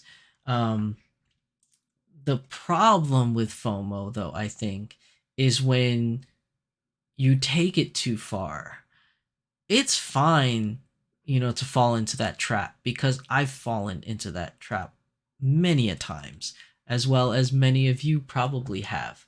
The difference is that I think what is riling up the community right now is that if you do fall victim to FOMO, like me, if you do happen to fall victim to FOMO, I think the difference is that me personally, if I FOMO, if I end up FOMOing, it's my fault. It's like I just didn't, at least for me, this is how I personally see it for myself. I just didn't have the willpower to resist the FOMO. It's like I wanted it so bad. So it's like I gotta have it, I gotta buy it, kind of thing. And that's my own personal what do you want to call it? Like, not reflux, but like instinct. Like it's just like, oh, I just really feel it, like I gotta have it. And then the FOMO kicks in, and then it's like, I don't know, a day later, a month later, a week later, who knows what it is. But I'll be like, man, I actually really didn't need it that bad. So it's like, yeah, I kind of fell victim to the FOMO. It's kind of my fault. Where I think the problem ensues is when people fall victim to FOMO and then they don't want to, it's not that they don't want to, but maybe like they don't see it that way or they don't believe it to be that way. And instead of introspecting and looking at their self and analyzing their self as what made me cause the FOMO? Was it really because, I was scared of missing out? Was it really because I really wanted it? Instead of doing that introspective look into themselves of why they made the decision, instead they kind of lash out. And that's why you get some of those emails that Danny Chu shares with us of individuals saying things like, you should have told us, or you didn't tell us, or why are you trying to scam us, or things like that. I think Danny Chu, if you want to take the three major industries, A-Zone, Volks, and Culture Japan, if you want to take just those three, now there are many other doll companies, but for the sake of this example, because those are the ones that I personally focus on the most, if you take those three companies and you just analyze them as companies, separate entities, Culture Japan is more open and more forthcoming about their business practices, what they do, their prototypes, what they're going to do than any of those other two companies. Like Volks has it, but sometimes it's not so easy to find and they don't advertise it. A-Zone has it, sometimes it's not easy to find, sometimes they don't advertise it. And A-Zone is worse because a lot of their stuff for A-Zone Japan, you have to use Google Translate. They're not everything is user-friendly for English, so to speak. Now, correct me if I'm wrong. I know some of you are very into A-Zone, so if I am wrong, please do correct me because I don't want to give out misinformation. So correct me in chat, correct me in the comments. But my understanding is that, it's a lot harder to find A-Zone stuff, A-Zone news, and things like that to share with everybody. And Volk stuff is a little bit more easier than A-Zone because they pamper to an international audience a lot better. They have an international website, they have a Volks USA store, that helps with announcing things and news. But with Smart Doll, I feel like Danny Chu is very open in what he says. Now, some individuals out there may disagree with me, and that's totally fine. I would love to hear your opinion on it. Because that's how we learn as individuals, is by having conversations with each other and understanding where each other is coming from in their points of view. But I think if you compare those three companies, I think that Culture Japan and Danny Chu are very, very open about their business practices. Like he tells you, and whether you think it's honesty or a snide comment, but he tells you, don't buy our products. You won't like our products. Like, some people may take that as an offense. Some people may take that as comedy and funny. Whichever way that you take it, he does say it. At the end of the day, he does say, please don't buy our products. Like, however you take it is up to you. That's going to be subjective. But in plain black and white, he does write it out there. Please don't buy my products. He has like the pop-ups that comes on the screen that, that says, are you sure you want to buy this? Even though, of the wabi-sabi thing, not all products are made, the same because they're handmade, and when they're dyed or stone washed, not everything comes out exactly the same, because everything's different.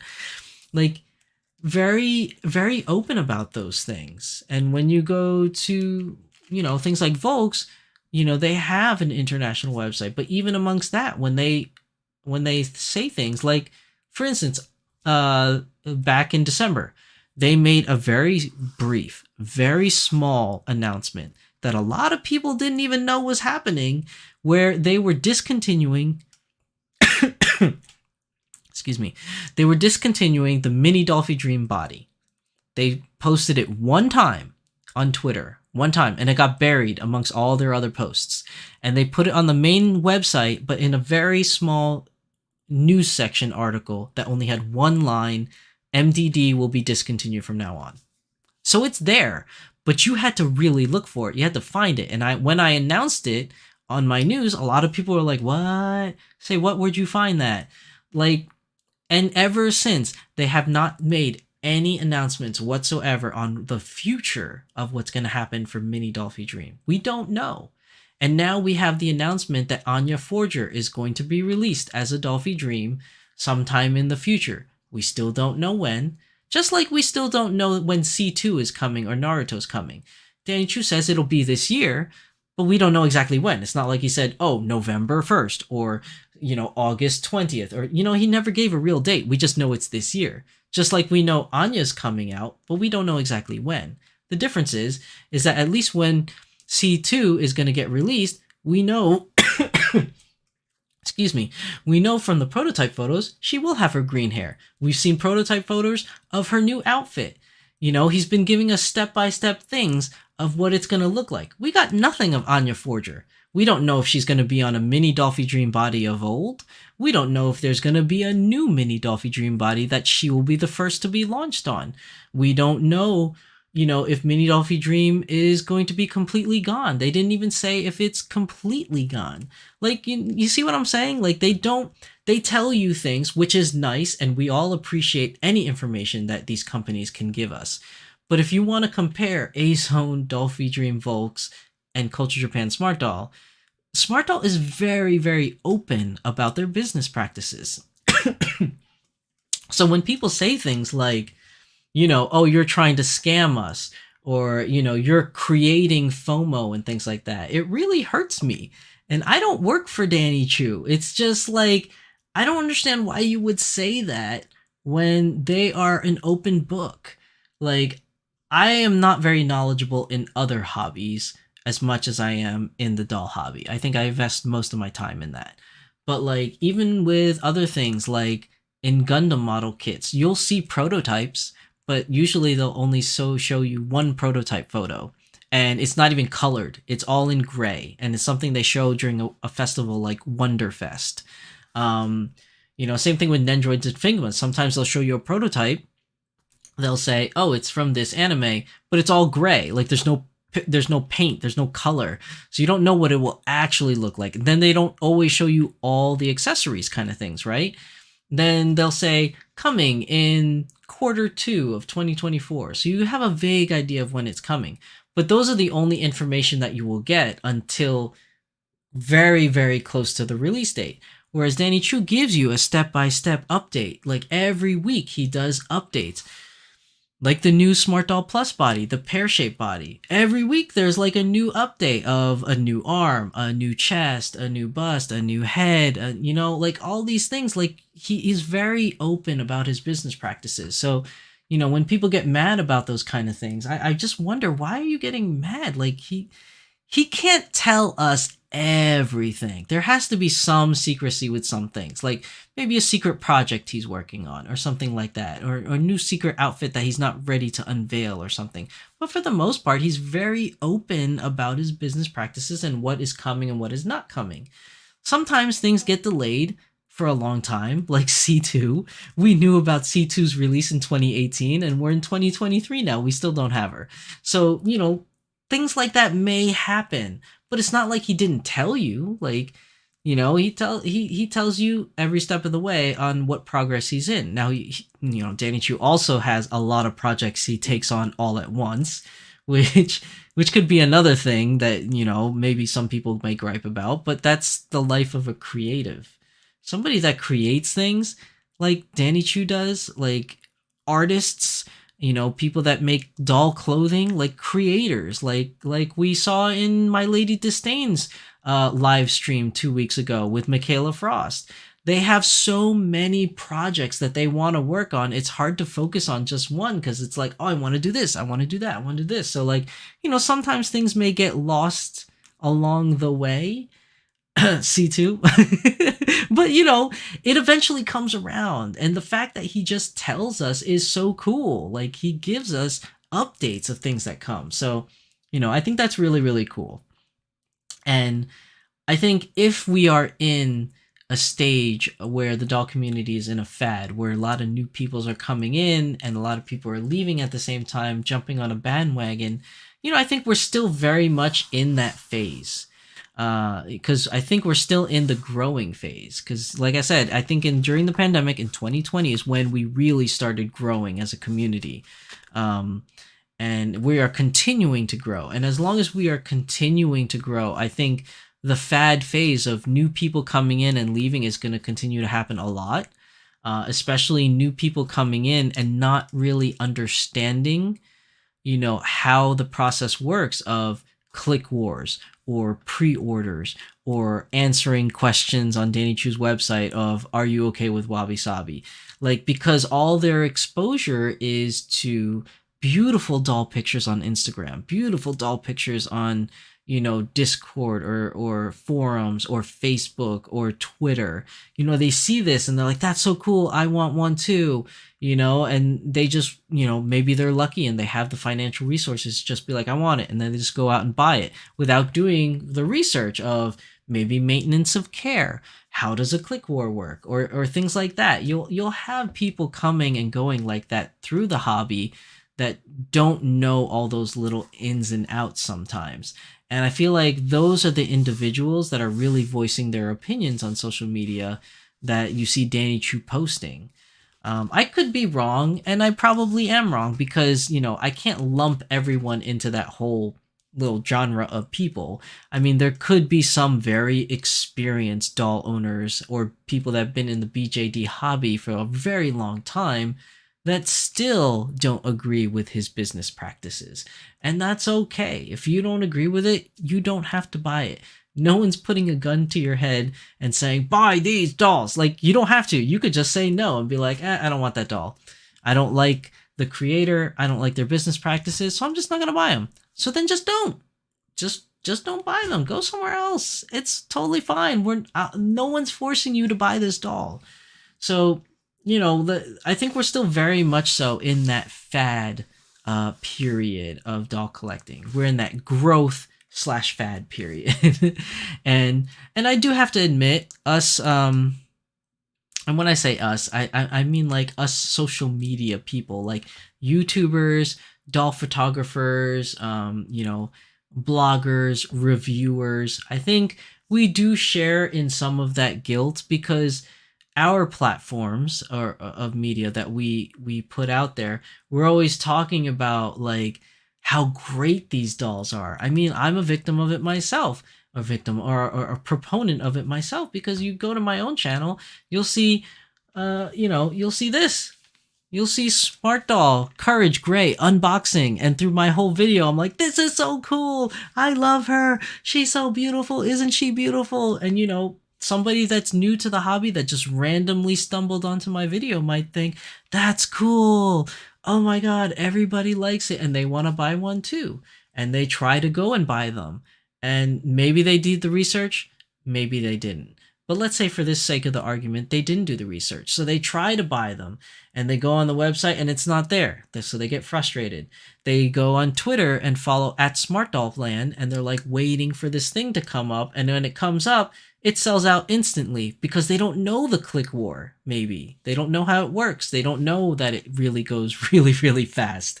You know what I mean? And then because they didn't get what they want, this thing that they've been watching a video or seeing pictures of all the time, and all they hear is the good, the good, the good, like the beautiful, the beautiful, the beautiful, and then they want it so bad, and then they couldn't get it, and then they lash out.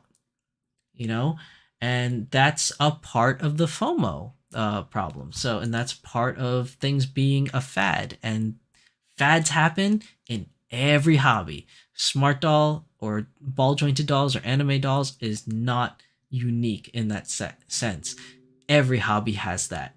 So, I mean, us influencers or social media people or whatever you want to call us, a lot of our videos are like that, where we're happy and we're praising it and we're saying it's the greatest thing ever. Because to us, in that moment when we're opening them, it is. Like, you won't see many YouTubers, and I say YouTubers because that's my main platform, so I can really speak to that, or at least I feel like I can. But you won't see many YouTubers, but they are out there, that purposely buy things that they don't like so that they can bash on it. You know what I mean? Like, most people, when they review stuff, it's because they like it, you know?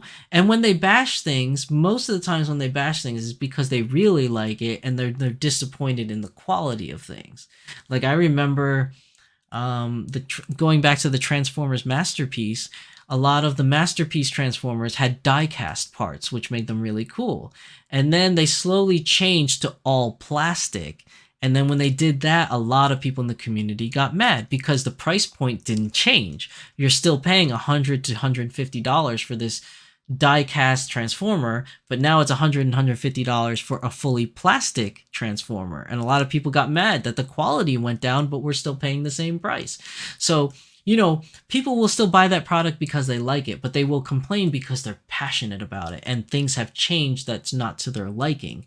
So sometimes you'll have that, but most people won't buy things because they hate them so that they can bash them. Like, I don't know what can I come up with? Like, for instance, as you can see, I am a male. I'm not a female. And I also identify as male. I identify as a heterosexual male. So I'm not going to buy the newest crop top from, I don't know, Forever 21. I don't even know what's a cool female store right now for clothing. But I'm not going to buy a crop top and then review it on YouTube and be like, look at this, it doesn't fit me well. Oh my God, look, my armpit hairs stick out or something. Like, you know what I mean? Like, I'm not going to buy something that I don't use or don't like only to bash it and review why it doesn't work well for me. So, most of us YouTubers or influencers or social media people, when we do reviews, we buy the things that we like so that when we review it, most of the time we're praising it because we love this thing so much.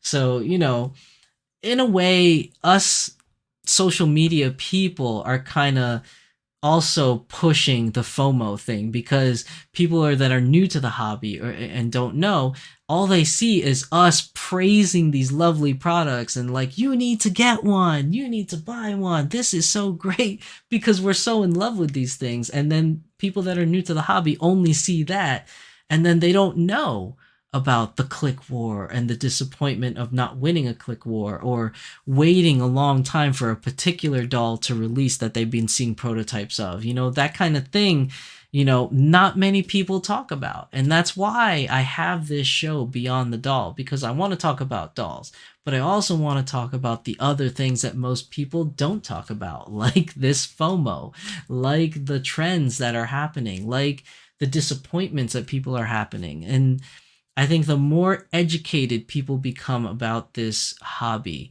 the better the community will become, and for the better. Like, new people coming to the hobby, the more videos that are out there explaining the process of click war, explaining the process of using a third party to buy certain items from certain companies, is a good way to spread that knowledge and make people, not make people, but give people the opportunity to make informed decisions in the future when purchasing a zone doll or a Dolphy Dream doll or a smart doll.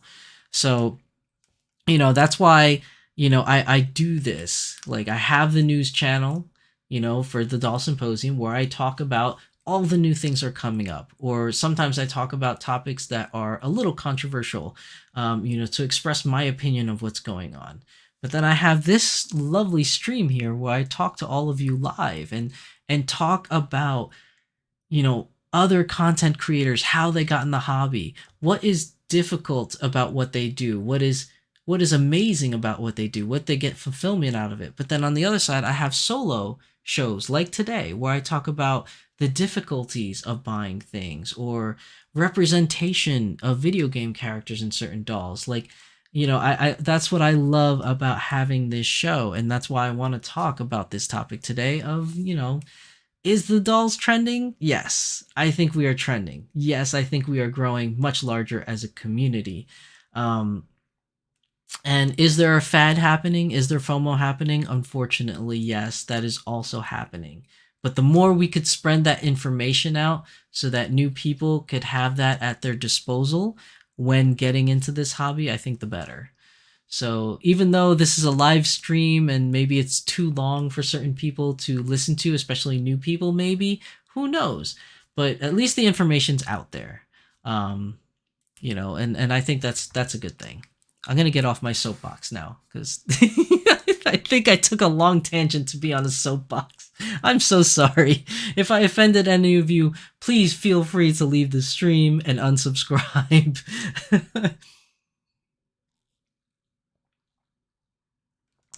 Okay, so now that I had some of my lovely tea, I did kind of get on a tangent. What's going on in chat, people? Holly Dollnut says, I keep calling you Donut. I do apologize. I'm so sorry. Holly Dollnut says, I'm lucky and I'm close with my sister who is a doll collector too. That's awesome. So then you get to see it from her end. And like, if you wanted to buy your own doll, you can always ask her questions or even see her own dolls. That might help you, in your decision making. Mika gives thumbs up because hopefully Mika, you and me could meet at a New York City meet. Kitten Cat Shop says, we have a regional one for Maryland, VA, and DC. Yeah, I know there is one there. It's, I don't know if it's the same one, but I do know one that's, it's a group called BFF. Is it Best? BFDF, which is Best Friends Dolls Forever. And they're in the Maryland area. And I am a member of that group, but I'm a brand new member to that group. I don't know anybody there. I met one of the, I guess you could call them administrators or admins that kind of run the group. I met her at a doll show, and very nice lady, and she gave me all this info. So now I'm on the mailing list, and I get all the invites to their Maryland meetups. I just haven't gone because Maryland's kind of far. It's, it's a couple hours drive, but like I really have to commit if I'm going to go to one of the events because I got to go down there, which is about 3 hours, and then drive back for 3 hours all in one day.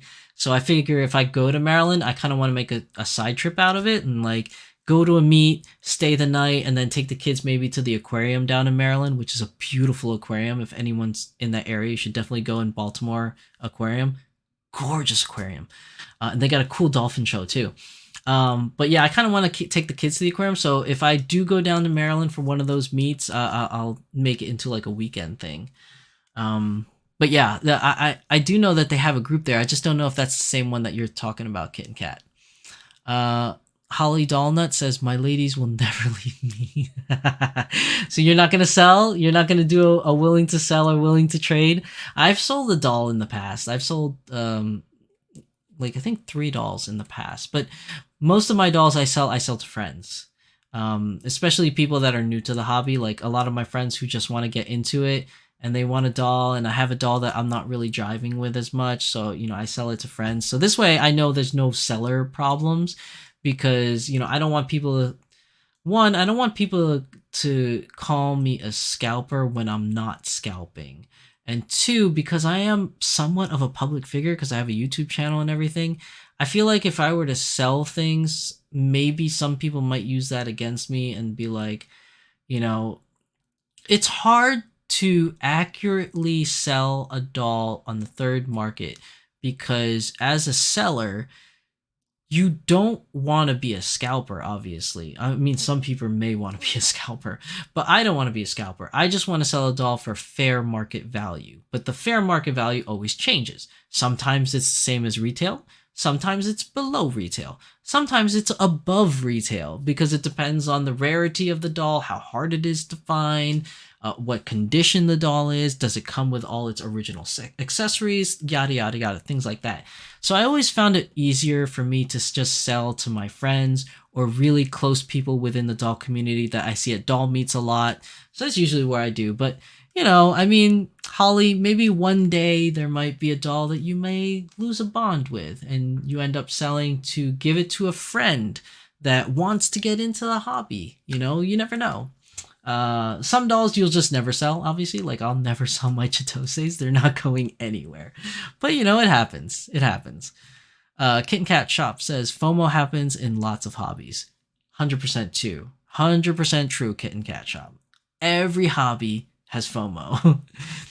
And then he says iPhone and PS5. Yes. I don't know if I say I have FOMO for PS5. I definitely was on the hunt for PS5 and I have one now. But it was more so I kind of just put my name into the PlayStation registry to randomly picked in a lottery. I didn't really chase down a PS5 per se. So I wasn't one of those people that stood outside stores for days or anything like that. I just kind of put my name in a lottery and I just randomly got picked. So I was lucky. But I had to enter my name in the lottery multiple times because, they had a lottery, I didn't win. They had another lottery, I didn't win. So I just won through lottery. But the funny thing is when I won mine through the lottery, a month, I think it was 2 months later, more PS5s started coming on store shelves and people were just buying them straight at the stores at that point. So I think PS5 right now is still a little rare, but not as rare as it used to be. I think some stores still just carry it and have them on their shelves. Maybe, I think. Who knows? But yeah, everything has a FOMO period. 100% true. So this next picture I just wanted to show because basically I should have shown it earlier, but this picture just goes along with my whole social media rant that I did. Like, a lot of us on social media, like these lovely individuals here, all posted pictures of them and their dolls, like their doll selfie, for the Smart Doll website that Danny Chu asked for. And these are the lucky winners that got picked to be on the social media page on Culture Japan website.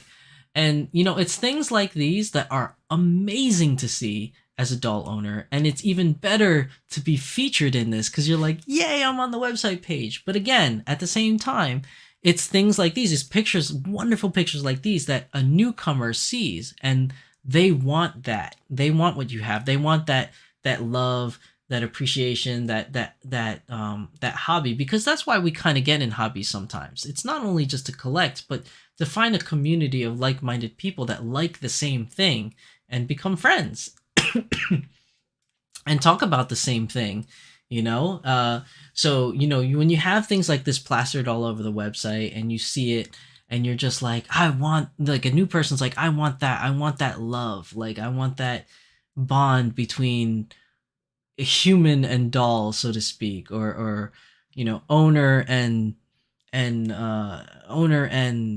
I don't know, like whatever you call it, like my best friend. Like, because some people have their dolls for different reasons. Some are collectors, some use them as a good therapy tool, some use them as a way to identify themselves, some use the dolls as a way for unleash their creativity.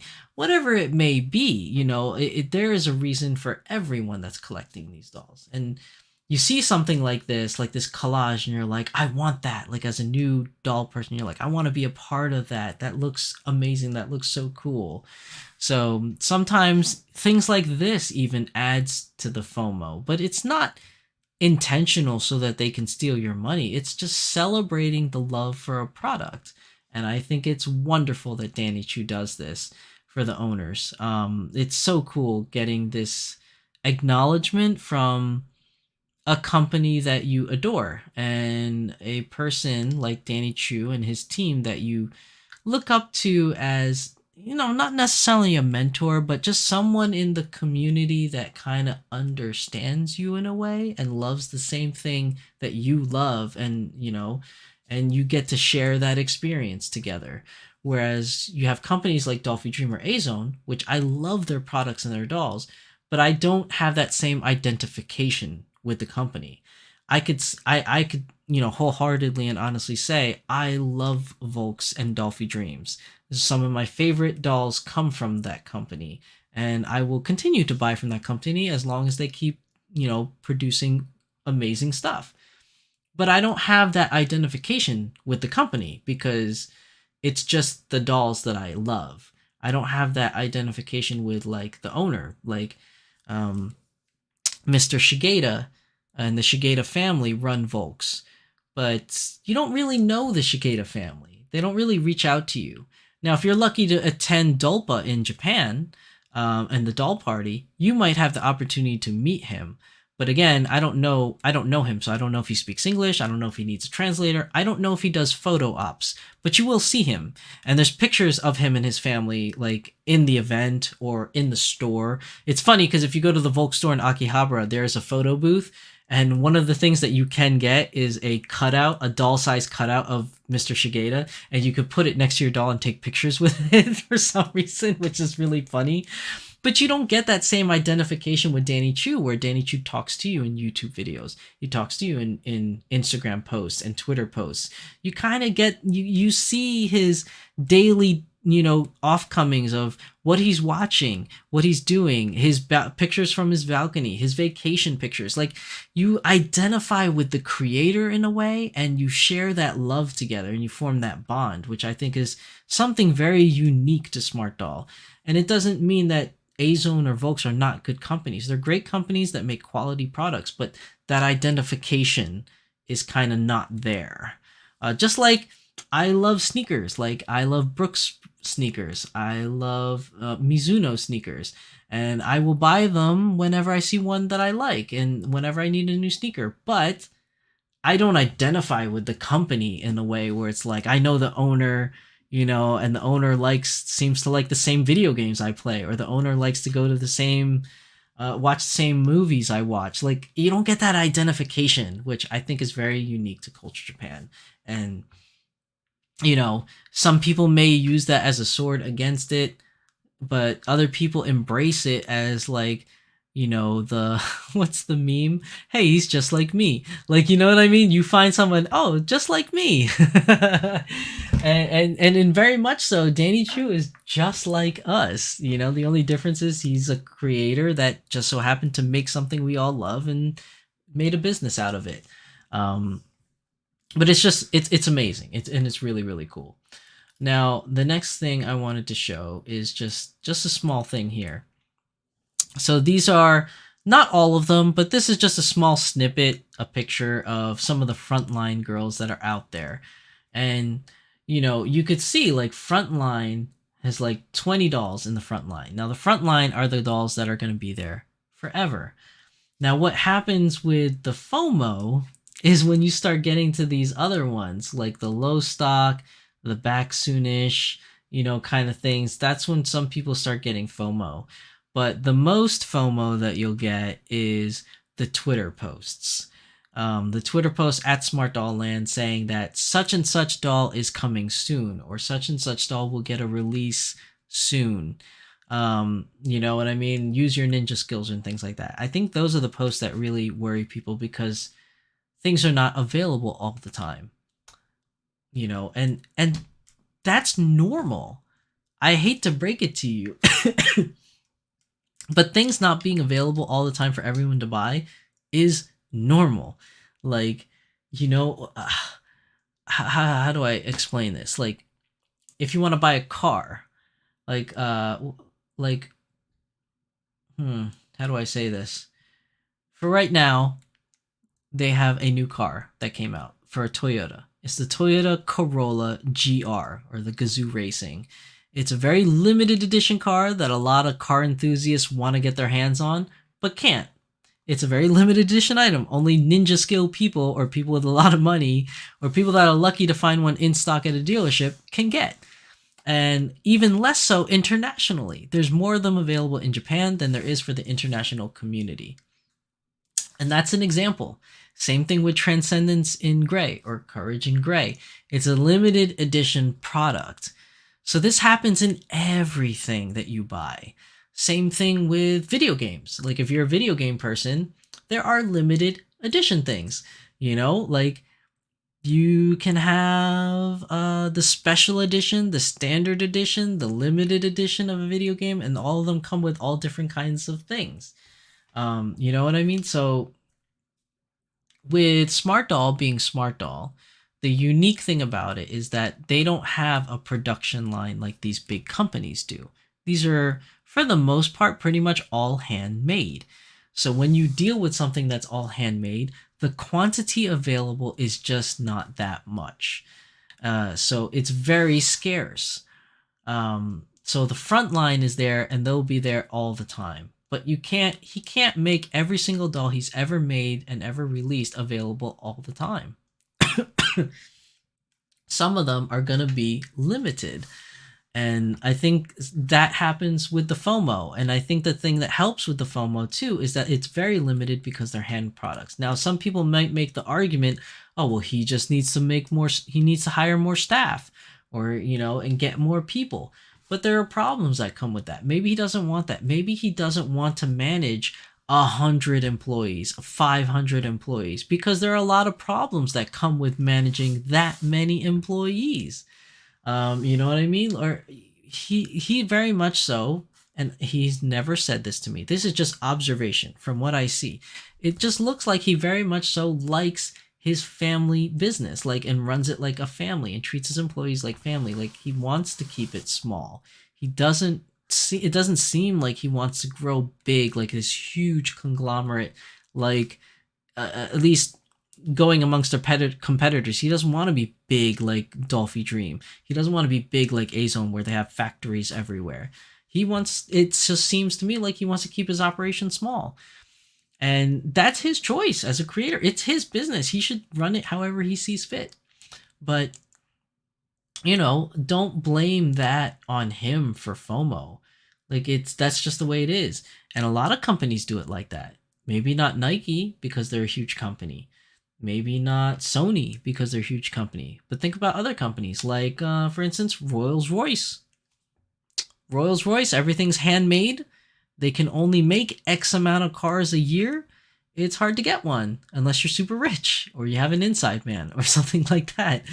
You know what I mean? Like it's not available to everybody, but there are certain things in every single hobby that is the same. So I always find it so interesting when people try to force their ideals onto Danny Chu's company and say, you should make the product like this. You should hire more people. Well, why should he? It's his company. Let him run it however he wants to run it.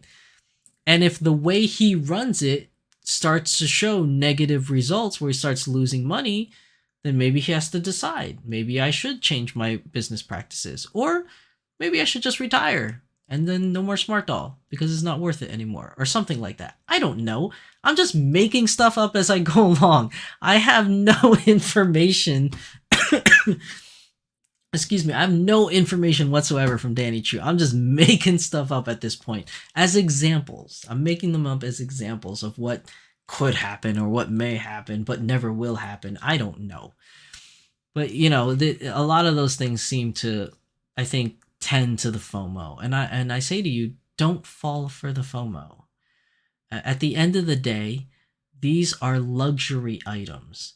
As much as we would like to think that a smart doll will save us from life and death situations, they can't. Unless that life and death situation is something maybe mental. Maybe you're going through a hard time in your life and you need this doll to be your emotional support buddy. Yeah, that could work too. That could work. I'm not trying to downplay people's seriousness of why they need a doll, but when I do say that it's not going to be a life-death situation, it's not like if a robber came to kill you at gunpoint, it's not like the smart doll is going to come and save you. That would be pretty cool if it did, and also kind of scary at the same time. But that's what I mean. If you're in a car and you're driving and you fall asleep and the smart doll's in the passenger side, it's not like it's going to take the wheel and drive you home. You know what I mean? It's not that kind of life saving that you need to have this doll. I know that you want it. I want many a dolls as well. But Do I need the doll? Not really. Do I want it in my collection? Heck yes, I do. But do I need it? Like, do my kids not have to eat this month because I need this doll? You know what I mean? So that's why I kind of, I kind of just want to put that out there, that difference between do I need it or do I want it? And for some people it can be very hard to discern the differences between. And I know that sounds stupid because you're like, no, need and want are two different things. But when you're in the moment of FOMO, when that tweet comes out and it says, Transcendence Gray is released, we only have 4 of them. That moment of FOMO, the need and the want get mixed together, and it's so hard to discern the differences. And it's not until after you made your purchase or you failed to make a purchase does that start to separate, and you start to think, what did I just get myself into? Did I fall into the trap of FOMO? So, things like that will happen at times. Now, I also noticed something else with Volks and Dolphy Dream. So, for one, this doll was just recently released at Dolpa 49. That just happened in April. And this doll was just released in April. And both of them still available. These are Click War dolls. And what I mean by Click War is you can only get it at the event if you lined up at Dolpa in Japan, and then even then it's a lottery whether or not you get them, okay? And then it becomes a Click War because in the after event, us international buyers have a Click War to try and buy them. If Volks USA wants to hold a lottery on their USA website, it may become a lottery to get them. Historically, all these dolls have sold out during the event, and then whatever leftovers have sold out very fast during a Click War, and in the lottery period, they have also sold out in the lottery period. And the only time you can get them is when they go up secondhand, either through, unfortunately, a scalper or somebody that just couldn't bond and wanted to sell their doll. That's the way Dolphy Dream has always been for years. However, and this is why I say, is it trending? Is it growing? Or is it just a fad? However, as of recently, a lot of new dolls that have come out in the past 3 years or 4 years have not sold out. Now, there can be many reasons for this. Is it a fad and people are starting to die out from the fad? That's one of the reasons that may be happening.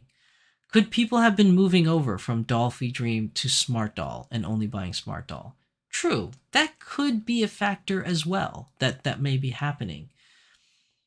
Or, another thing I'd like to think about, is it because certain dolls just don't have the popularity that Volks thought they would? Just like anything else in the world, when Nintendo first released the very first virtual Game Boy, they thought that it was going to sell out and be like hotcakes, and it didn't. So same thing. It could be that reason. Again, let's go through some of them. These two were the most recently released dolls from Volks, from April. Brand new dolls released from April. Click War happened, the event happened, and the lottery may happen. I don't know if the lottery is going to happen on Volks USA. But if you go on the website, they're still available. If you wanted to buy either of these dolls right now, you could go on the Volks USA, Volks International website, add it to cart, buy it, it'll be shipped to you because they're available right now. They weren't sold out like the other dolls. They weren't sold out like Ishtola. They weren't sold out like any of the Sailor Scouts. They weren't sold out like 2B. They weren't sold out like, I don't know, I'm starting to lose all the most recently released ones. But my point is that historically these dolls always sell out during these events, and you can only get them secondhand. But these girls are still available. Now, what lends to that? Tsukihime is an old show. It's not a new show. I don't know why Volks decided to do it and release it, but they did. And it's a very beautiful doll. I'm not taking anything away with it. I watched the anime years ago. I don't really remember it other than the fact that I thought it was cool. I don't even remember this character. Maybe that's what lended into this character still being available and not selling out like Volks usually does. This character is an Idolmaster girl. Idolmaster is hugely popular in Japan. It has its international following for people all over the world that likes Idolmaster, but it's a niche within a niche, I think, of doll collecting. Like, doll collecting is a niche. Idolmaster is a niche. And then this one, Idolmaster Cinderella Girls, is a niche within a niche. So she might have sold really well in Japan, but they made a lot of quantities hoping that Japan and international buyers would buy her all up, and there's still a lot of her available. Another one, Fate Grand Order.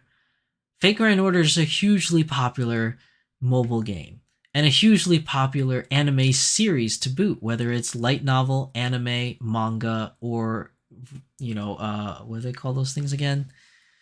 Oh man, I can't believe I'm forgetting it now. Those video games that you play that are like reading. Oh man, I can't remember the name. Chat, help me out. What is those genre games called? I'm gonna feel so stupid for not remembering it. It's so weird. But it's a hugely popular game and franchise series. And these girls are still available to buy on the Volks International website. They're still available. They're not sold out. Now, a couple factors could lend into this. Not the popularity. These are hugely popular characters within the Fate series. But maybe the price is why they're still available, because these two were very expensive. They were $1,000 each. Yes, PMP Sakura, thank you. Visual novel. Visual novel is what the games are called. Thank you for that. These are hugely popular characters in the series. Still available. You can buy them right now. You go on the website, you pay the $1,000, it's yours. Like, it's not sold out like historically a lot of the characters do. Also, Ranka Lee and Freya.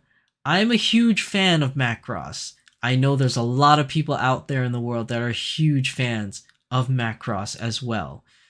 But Macross is also a niche. It's a niche. So you have a doll hobby that's a niche. Then you have characters that's a niche in the anime. So a lot of people don't know them. And apparently they didn't end up selling well. So Ranka and Freya, still available on the website. So it could be the niche within a niche that does it, that these girls don't sell out. Or is it a fad? Is Dolphy Dreams slowly losing their purchasers, their buyers, their fans over the years? Because historically, every doll released, before it or during it have sold out super quick. Like Your Forger, super gone. Good luck getting a Your Forger. I'm sure there are a bunch of her secondhand being sold for scalper prices, and maybe some honest people out there that are selling her for cost. Who knows? But you can't buy it from Volks anymore. She's gone in a heartbeat. Same thing with 2B from Nier Automata. Not a recent release, but still hard to find, sold out super fast. Y'shtola was a pre-order project. Sold out, well, I shouldn't say sold out, but the pre-order's over, and now a lot of people that didn't pre-order her when the pre-order period was open are clamming to get her. So I don't know what to call it, but it's just a trend that I'm noticing, because when I started in the hobby, again, earlier in 2011, 2013, 2015, and on, whatever you may call it, every single doll that was released was always sold out. I could never find one sold on the Volks website page. But now I'm noticing a bunch of dolls available on the Volks website page. No click war, no lottery, none of that. So I'm wondering, is it the fad that's dying out for Dolphy Dreams, or is it just the selection of dolls just weren't popular? Who knows? That's a trending versus fad question there for you guys. PMB Sakura says, I was lucky to get your and her casual outfit from Volks USA. Nice, congratulations. I'm sure that was what was that, a luck? I forgot. Was it a lottery or a click war? I can't remember what it was for your. But either way, congratulations, because a lot of people are still looking for her, especially the casual outfit people are looking for and have yet to find. So, it is what it is. Um, but that's basically it. That's everything I got for you guys today. Today was actually a long episode for just me solo talking. But I hope we had fun today, people. I did a lot of talking. I did a lot of chatting with some of you in the live stream today, which was a lot of fun. As always, I love talking to you. Oh, lottery, congratulations. That even harder because the lottery obviously is a lottery. You're not guaranteed to win. So definitely congratulations. But yeah, I hope we've all learned something today. Both myself, I've learned something because I forgot what a visual novel is, but also, just learning that a lot of you have gotten also into the hobby 2018-ish, 2020-ish. That was very interesting news for me. But, I hope that this hobby continues to grow. Uh, and you'll always have bandwagoners jumping on and people jumping on the fad of things or the trend of things and then leaving immediately there afterwards. Every hobby experiences this and goes through it. I think the differences with dolls is that this is new to the hobby because the hobby was such a niche back in 2000, even in the 2010s, early 2010s. It was such a niche. Not many people knew about it. It was still slowly growing. And then we had this huge boom of people learning about it during the pandemic, this huge growth of sales, this huge community growing. And I think this is just the first time we're experiencing the trends, the fads, the bandwagoners that jump in. And I'm not trying to put a negative connotation on bandwagoners or fads. That's not my intention. I'm just saying that the people will always come and go in and out of hobbies, and sometimes those individuals can bring bad juju with them, but it's not always the case. Some people just fall in love with something and then just don't bond, and that's perfectly fine. Nothing wrong with that. So please, if I gave you that indication that being a bandwagoner or being in a fad is a negative connotation, I don't mean it in that way, and I do apologize if it came off that way. All I'm saying is that you're going to have a lot of people coming and going in and out of this hobby now that it has grown, and the more that it continues to grow, you will get a lot of people jumping in and out of the hobby. And I think that aspect of the doll collecting hobby right now is new to the hobby. So people that have been in the hobby for a long time are getting upset. People that are new to the hobby don't understand it of why people are getting upset, and it's like a whole thing. And I think we're all just struggling to learn how to understand it and how to deal with it and how to cope with the changing environment of our community. And I really believe that this growth is for the better, and our community is growing is for the better, and all these influencers or YouTubers or social media personalities is so healthy for the hobby. I really do believe that. And I just hope that this episode and many episodes to come and many episodes in the past and videos from many other content creators out there or bloggers or anything like that, their knowledge that they lend to the community, I hope helps all the new people and even the veterans sometimes, helps understand each other better so that we as a community can grow into a loving community where we can all hang out and enjoy this hobby as one. So again, I should get off my soapbox. I've said it so many times. I've fallen in love with this hobby, and I've fallen in love with the community that goes along with this hobby. And I'm grateful to every single one of you. And I just want this to grow, and I want to meet more like-minded people like myself. This is just an amazing experience, and I want everyone to experience it as well. So thank you everybody for coming for today's episode. We are not 100% done yet because I do want to touch upon... Oh, wrong page.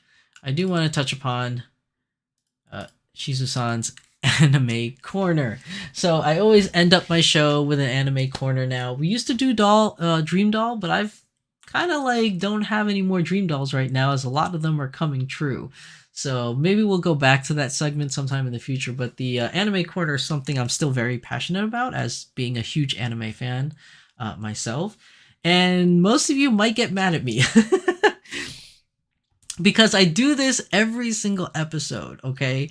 I am a huge, huge fan of isekai, and I do have another isekai recommendation for you guys. I am so sorry to do this to you, but I just love isekai shows so much. Now, this one is slightly different, okay? There's gonna be a little twist to this, so it's not a full-blown isekai per se, but you know, whatever. Let's get into it. How many of you saw this coming? How many of you saw this coming that knows me already and saw this coming? This is a brand new anime that was released. You can watch this on Crunchyroll. It's got a long title, and it's called "I Got a Cheat Skill in Another World and Became Unrivaled in the Real World Too." First and foremost, what I want to say about this anime is that it is visually beautiful. Like, I watched this, I didn't even do my research as to who makes it. I don't know who makes it. Is it Kadokawa or something like that? I don't even know who makes this anime, to be honest. But whoever does the animation and the art style, it is visually gorgeous. All the characters, all the females are cute or beautiful, and all the males are either, you know, like BTS quality type like guys, or you know, like the cool, like non-talkative, like guys. I don't even know how to describe them, like the tall, dark, and handsome. Like, every character in this show is gorgeous. The animation is gorgeous, the background is gorgeous, the environments is gorgeous. Like, everything about this visually is stunning, at least in my personal opinion. So with that out of the way, just talking about the visuals of this show, it is an isekai. It is a part of the isekai genre, but this one's got a twist. Hold on, let me get a sip before I keep going. Okay, this one has a slight twist to it, because essentially what happens, and if you watch the show, all of the things I'm going to discuss with you happens only in the first episode. So I'm not really spoiling the rest of the show for you. It is a simulcast, so only 7 episodes are out right now. It's still ongoing. But I will only talk about the very first episode, okay? So basically what happens, normally in an isekai, somebody either dies and get reincarnated in another world and lives their life in another world, hence the name isekai. Other isekais, people get whisked away, like a magical disaster, like an earthquake or a tornado, where somebody kind of gets whisked away from their world and all of a sudden lands in another world, okay? This anime, with this individual, he, for lack of the better word, stumbles upon a portal. And he goes through the portal, and that takes him to another world. But he has the ability to also, whenever he wants, go back through the portal to go back to the real world. So whenever he feels like it, the main character's a guy, whenever he feels like it, he can go to the fantasy world and he can come back to the real world whenever he feels like it. That's something that's a little bit new. You could do it in the anime Gate also, but I don't know how many other animes is pretty much like that. But that's one of the things I thought was kind of unique. The other thing I think was kind of unique is by the title, I got a cheat skill in another world and became unrivaled in the real world. So if that kind of gives you a little like indication of what it is about. So the individual is just your, I guess you could say, your average otaku, however way you want to take that explanation. He's your average otaku. He goes through this portal, ends up in the fantasy world. And in the fantasy world, he is imbued.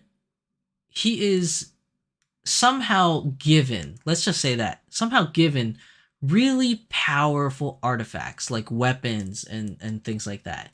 Really powerful weapons, like in a video game. Really powerful weapons. But he's just a regular normal guy. he uses the really powerful weapon to kill a monster. And when he did, because the weapon's so powerful, like if he was a level 1 character, the weapon is like a level 1000 weapon, and he killed a level 500 enemy. So when he did that, his level went up so high. Like he went from level 1 to level 100 in one hit, right? So he became insanely strong just by killing monsters. But when he came back to the real world, he went through the portal to go back to the real world, whatever.